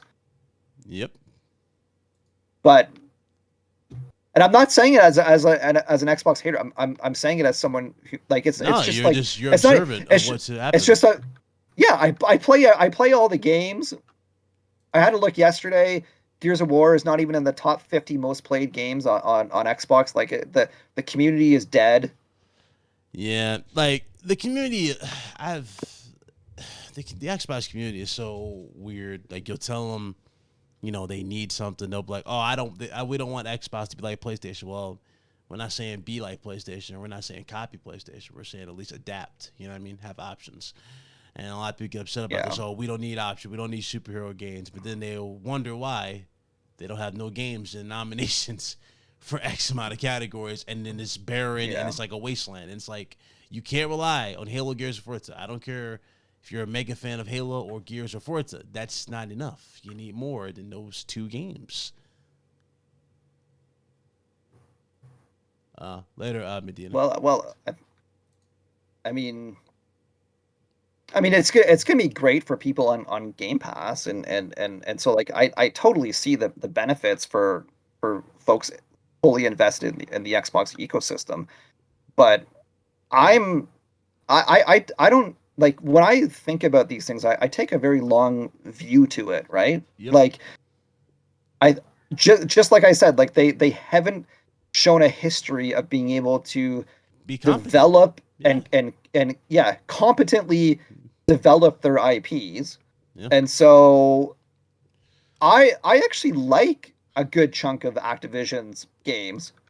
Yeah. I like Diablo. I like Spyro. I like Crash Bandicoot. Mm-hmm. Like, there's a lot of franchises that I actually really like, and I have an Xbox, and I'm gonna buy whatever Xbox console comes out next. Like, I'm never gonna not have an Xbox console because I want to play their games. But, like, I just don't want to see those franchises decline. Like, yep. I don't want to see the quality of Crash Bandicoot games go down. I don't want to see Diablo go down. And I unfortunately, I have to go by history. I mentioned this before, like, a few episodes ago, but the only thing that keeps me, like, positive about the situations is that it does actually seem like, at least with Bethesda, that Microsoft is mostly letting them run themselves. Mm-hmm. Which and I really hope that happens. I totally fear that will not, because I feel like in any acquisition, that's the way it always starts. But then year by year, slowly but surely, the corporate company comes in, and, like, they start putting their directors in and their VPs in, and then eventually it just becomes one company. That's my thought. But if Bethesda can really remain sort of like an independent company under Xbox, Microsoft, then I'll be a little bit more optimistic, because Bethesda does make some pretty good games. Doom, Wolfenstein, right? Like, if they can give us that quality of games, then then I'll be a happy camper. But I've definitely got my worries. Oh yeah, but I know like I know me and Hunter don't like to go like we don't like to talk about it, but I mean it's like a situation like this you got to let all the frustrations out, especially going into a new year. Like it needs to be like Hunter's with me 110%, like, and I'm pretty sure you guys are in the chat. Like there needs to be a big, strong focus and change over there at Xbox and how the way they handle this platform. Would you agree? Like going into next year, it needs to be a little bit more like. I don't even actually know though. I don't know if I actually do agree because at this point I almost don't even care about Microsoft's first party games. I mean, if we're talking about I hate to say it. Yeah, true, but I'm saying no, but I almost like don't care because I almost think like Bethesda, yes, like some of them, even some of the ones that they just bought, like Obsidian, stuff like that. Yep. Like in Exile, like some of those, like yes. I'm talking about like sort of like the core, the original Xbox teams, like the coalitions and the 343s. Like, yep. I don't like. I'm just looking at Xbox now as Game Pass, and I'm satisfied with Game Pass. There you go. and why am I satisfied with Game Pass? Because they put some pretty good third-party games in there. Yep. So I don't actually like. I don't even need Microsoft to make good like games anymore. You just need them to offer a cheap alternative. That's it. That's it. Also, if there's no day one, like okay, I'll just put it this way: I don't subscribe to Game Pass for Microsoft games day one. Yeah. I subscribe to Game Pass because I got to play a Plague Tale. I got to play Scorn. I got to play Vampire Survivors. Like I'm gonna play Life is whatever. Like you know what I mean? Like the like there's enough third party good content that comes on that platform that makes it worth it, and I don't even need the Microsoft. So hopefully they can get their act together, because if they can actually start making some really good games, then that would make their service like so good. Yep. Like it's already good, but I would make it like really, really good if their games were also good. Oh yeah, for sure. Shit. I really got nothing else to say. I'm just like, bro. I'm tired at that point. I'm like, dude, I've spoke my mind about this countless times, and I've given all the chances in the world. So we'll see. We'll see going forward. But right now, it's like there's the excuses stop, and change needs to happen today. It needs to start happening today. That's just what I'm gonna say, because contrary to popular opinion, dudes can lie to you all they want, but they can't lie to numbers. You know what I mean? Numbers don't lie. You know what I mean? Engagements don't lie. Hype, overall anticipation, that doesn't lie, man. There's no hype going into the Xbox ecosystem. None. You can say Avowed is hyped. It's not hype. It's intrigue. It's intrigue because it's a new IP. It's intrigue, but it ain't hype. Yeah, it looks. Yeah. No, we haven't seen gameplay. Not... And we haven't seen gameplay. That's the thing. We haven't seen gameplay of it. No, like I mean, if I see things like, I think Sony just knows how to market their shit better, because like I'll see like Stellar Blade, and I'm way more excited for Stellar Blade than I would be for something like Avowed. Mm-hmm. Avowed might actually even end up being better. I think there's massive potential with Avowed. Even Hellblade. I mean, Hellblade 2. That's the only one I think. I just don't know at this point. That's the only one I see massive potential in, because what they did on a crazy budget with Hellblade, the original, the first one. I see them delivering with Hellblade 2, because they actually have a team, like a budget behind them. They have more resources. They have the opportunity to do this. You know what I'm saying? That looks good. Avowed is another one that's up, but Everwild and stuff like that, like you know what I mean? Perfect Dark. Dead. Yeah, Perfect Dark. I mean, what's up with Perfect Dark? They lost the creative directors. I mean, it's like, listen, they have a lot of stuff they got to fix. Perfect Dark is in development hell. Yeah. As far as I can see. You know what? You know the most ironic thing though? I think it's actually like, I think I'm fortunate because I like a broad set of games. Like I like a lot of publishers, a lot of platforms, a lot of genres. I'll play pretty much like anything. As long as it's good. I actually think that like I think it would be actually awesome if Microsoft would actually focus in on smaller titles, because I actually think they do them quite well. I actually thought, like, I just played Pentiment. I thought Pentiment was actually really good. It's probably going to make my top 10 of the year. I thought it was really good. I thought it was an amazing game. I played As Dusk Falls, which won an award at the Game Awards. I thought it was good. Not incredible. Yeah.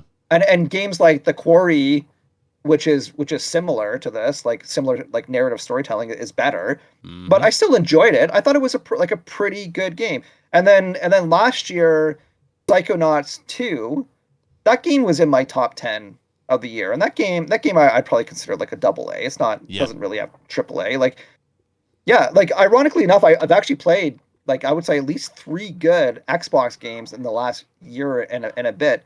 And it's not their big titles. It's just it's their Indian double A. Yep. So like I played it when it first came out, and I was like pretty underwhelmed. But I've heard a lot of good things about Grounded, because Grounded like 1.0 just released. I played it when it first came out, like there was no story and it was way underbaked. It was like bare bones. Yeah. It was like when they launched it, you could beat the whole game in like 60 minutes. Yeah. or less. Like it was literally an hour's worth of gameplay, and that was it. Yeah. But yeah, no, I saw the reviews for it, and it seemed like version 1.0. Yeah. So yeah, like I don't know, like maybe they just keep on making smaller games like that. They can make pretty good, high quality, smaller games. Yep, I agree. Not what the Xbox family is going to want to hear, because they'll want like the the headline grabbing Halos and Gears, but like they're just not that good these days. Pentiment's better than Gears. Hey, you said it. I'm not even gonna say dude, it. Like, I've been preaching for a long time. You lock me in a room. Yeah, you lock me in a room and say, put a gun to my head with 2 consoles, one playing Pentiment, one playing Gears 5, and tell me to play one. I'm playing Pentiment, man. Like, yeah, it's just a better game. There you go. Yeah, I'm just gonna end it here because we're gonna go off all day for this. It's too much we got to say. But listen, shout out to everybody who came through. Red Hood's actually out, so that's why he didn't join us today. But we'll have him next week. But big shout out to Meds for coming through. Over 2 hours we've been sitting here, me and Hunter. So shout out to Hunter. I was actually gonna wing it with just me, but Hunter came through. We're going, we talked about this. It was a good, it was a great show. It's all about this panel that we got here. We literally just had to talk about everything, bro. Like, it's just, there's no ifs or buts about anything. Like, the numbers don't lie. The results don't lie, bro. Spider-Man by itself has me hyped for anything. Like, when I think of gaming, everything gaming-wise that I've been thinking of, it's all pointed towards PlayStation. It's not because I'm a PlayStation guy. It's because all the bangers, even Hunter would tell you, it's on PlayStation at this point, or Nintendo. Yeah, dude. That's crazy. There's nothing it's on Xbox. No comparison. Like, yeah, it's crazy. No, like, this is like Rise of the Ronin, Wolverine, Spider-Man 2, even Forspoken. Like, I played Forspoken at Tokyo Game Show, and I liked it. I've always been optimistic about it, but people are playing the demo, and I've seen like really nothing but positive things about it. Yep. But anyways, like even if that game is like okay, like you still got Final Fantasy 7, you've got Final Fantasy 16, you've got Final Fantasy 7 Remake Part 2, you've got Death Stranding like, dude, there's no comparison. Silent Hill 2, like there's no comparison to the hype level of those games versus what Microsoft has announced. No, like different stratosphere, man. Like completely different stratosphere. And I'll say that like a lot too, because like a lot of the bigger titles that are being announced for Xbox, we have nothing to go by. Yep. Like Everwild, the first trailer looked good. but I have no idea what this what game it was, is. and then now it's like it's completely scrapped. Like they scrapped the whole Yeah. project. So State it's of like Decay, you like, had me with intrigue off of that alone. Now you scrapped yeah, it, and we're back no, to we're back to now you having to make an initial impression again. yeah. What if that Like, was the dude, one? even- You know what I'm saying? What if that impression was the one the first time? You never know. Well, that's their problem. Like, it's so bad. Like, There's no quality control. dude. When they announced Perfect Dark, I was jumping out of my seat.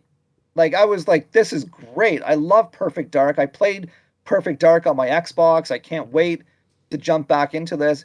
And like, ever since the announcement, it's been nothing but bad news. Bad news. Like, not even another trailer or it's just a been bad snippet, news. Nothing. People leaving. Dude. The dude went back to Insomniac Games. Like, the creative director went back. Other people left. I'm more hyped for IO. Crystal Dynamics, I think, is helping out.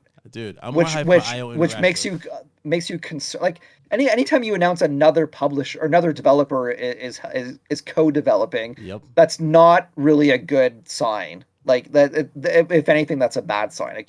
It's going to make the game better because I have more faith in Crystal Dynamics, but it means the game was not in a good place. Yeah. So, anyways, like, the thing is like, the difference is you don't have those worries with those Sony games. Yep. Right. The only one that I could see maybe you're a little bit, people could be a little bit iffy about it, is Silent Hill, because Bloober Team has been hit or miss. Right. Plus plus the Star Wars game that got switched from Aspyr to I think Saber. Like, I could see that. Like, that was a little concerning. But anyways, games like Stellar Blade has been nothing but great. Like, every time, Lost Soul aside, every time you see that game looks amazing, right? Final Fantasy 16 looks amazing every time you see it. Yeah. Right? Like, it's the Death Stranding, we know is going to look amazing every time we see it. You just don't have to, like, Stray. Like, you remember back like months ago, and even like with Kena or whatever. Every single time they showed those games, they just looked good. Yep, and progressively good. Progressively getting good. Yeah. But like, when I see a trailer for State of Decay 3 2.5 years ago, and then hear complaints about, I think, like, toxic work culture was like, that was in the news a little while ago, and like stories about the game not progressing at the pace that Microsoft wants. Like, when 2.5 years go by and there's nothing, and all you hear is bad stories, like, how could you can't be optimistic about that stuff. There's only one studio that I'm giving a pass for in Xbox, and the reason why I'm giving them a pass is because the situation they're in is out of their control, and that is the studio behind Stalker 2. That's the only studio. Did they own that studio? Well, I don't know, but I'm giving that studio in general. Yeah. They're like, yeah. I think they Microsoft also has a partnership with Atomic Heart. Do they? As well. It was not existing at that show. It felt like. Maybe I'm wrong. I thought that there was like marketing rights or whatever. But anyways, that game looks good too. Yeah. That's what I'm saying. I'm happy with Game Pass. Yeah. There you go. because Stalker 2, I don't like, it's not owned by Microsoft, but that game looks good. Yeah. And I can't wait. I'll be playing it day one on Game Pass. There you go. I mean, no, there's anything else we need to say? I mean, guys, you heard us, and that's the truth. That's it. I mean, you're going to get it here. We'll speak our mind. The good, the bad, the ugly. PlayStation, you name it. I mean, it needs to be said. Yeah. Shout out to everybody in the chat who came through. I know it's been crazy past 24 hours, but appreciate y'all, man. Hope y'all enjoyed today's show. Big shout out to Hunter, man. Hunter, go ahead, tell people where to find you. Always a pleasure to talk to you on the show. Yeah, so still on Twitter. People always tell me I gotta like branch out. I have a Twitch and make a YouTube or do the Instagram. No, I think I made a YouTube like years ago, but I basically shut the thing down. But anyways, I had like, you know, myself on different platforms, but it's just tiring, man. It's tiring. Like, being on multiple platforms and Twitter. It's just funny because people were talking about how it's going to die, but like I've seen like nothing but continued activity. Things are like more active than ever on Twitter. I don't like some of the big names have left, of course, like but whatever. It's they'll still be back at this point because Hive ain't it. Yeah. So yeah, anyways, you can find me at Next Gen Player. Just type in Next Gen Player on Twitter. I'm there. I know Bit keeps on saying I've got 100K followers, but I don't. I don't. I've almost got 70,000 though. So I'm if you guys all follow me, I'll get up to 70,000 in a few days, I think. But yeah, man, I just like Twitter. I think there's just it's a good place to hang out. And the thing is too, like all the game companies were still actively promoting on Twitter. Jeff Keighley was still heavy on Twitter, everything. Yeah. Like, it's just the place. If you're a gamer, it's the place to be. So pretty much. That's where you can find me. There you guys go. Everybody in the chat, appreciate y'all. Hope y'all enjoy your weekend. Y'all be safe out here. Y'all be blessed. And thanks for tuning in. We'll see you guys. Everybody else who's watching this on the rerun, appreciate you. Yeah, we'll see you on the next week. And y'all be blessed, all right? I'm out of here. Peace.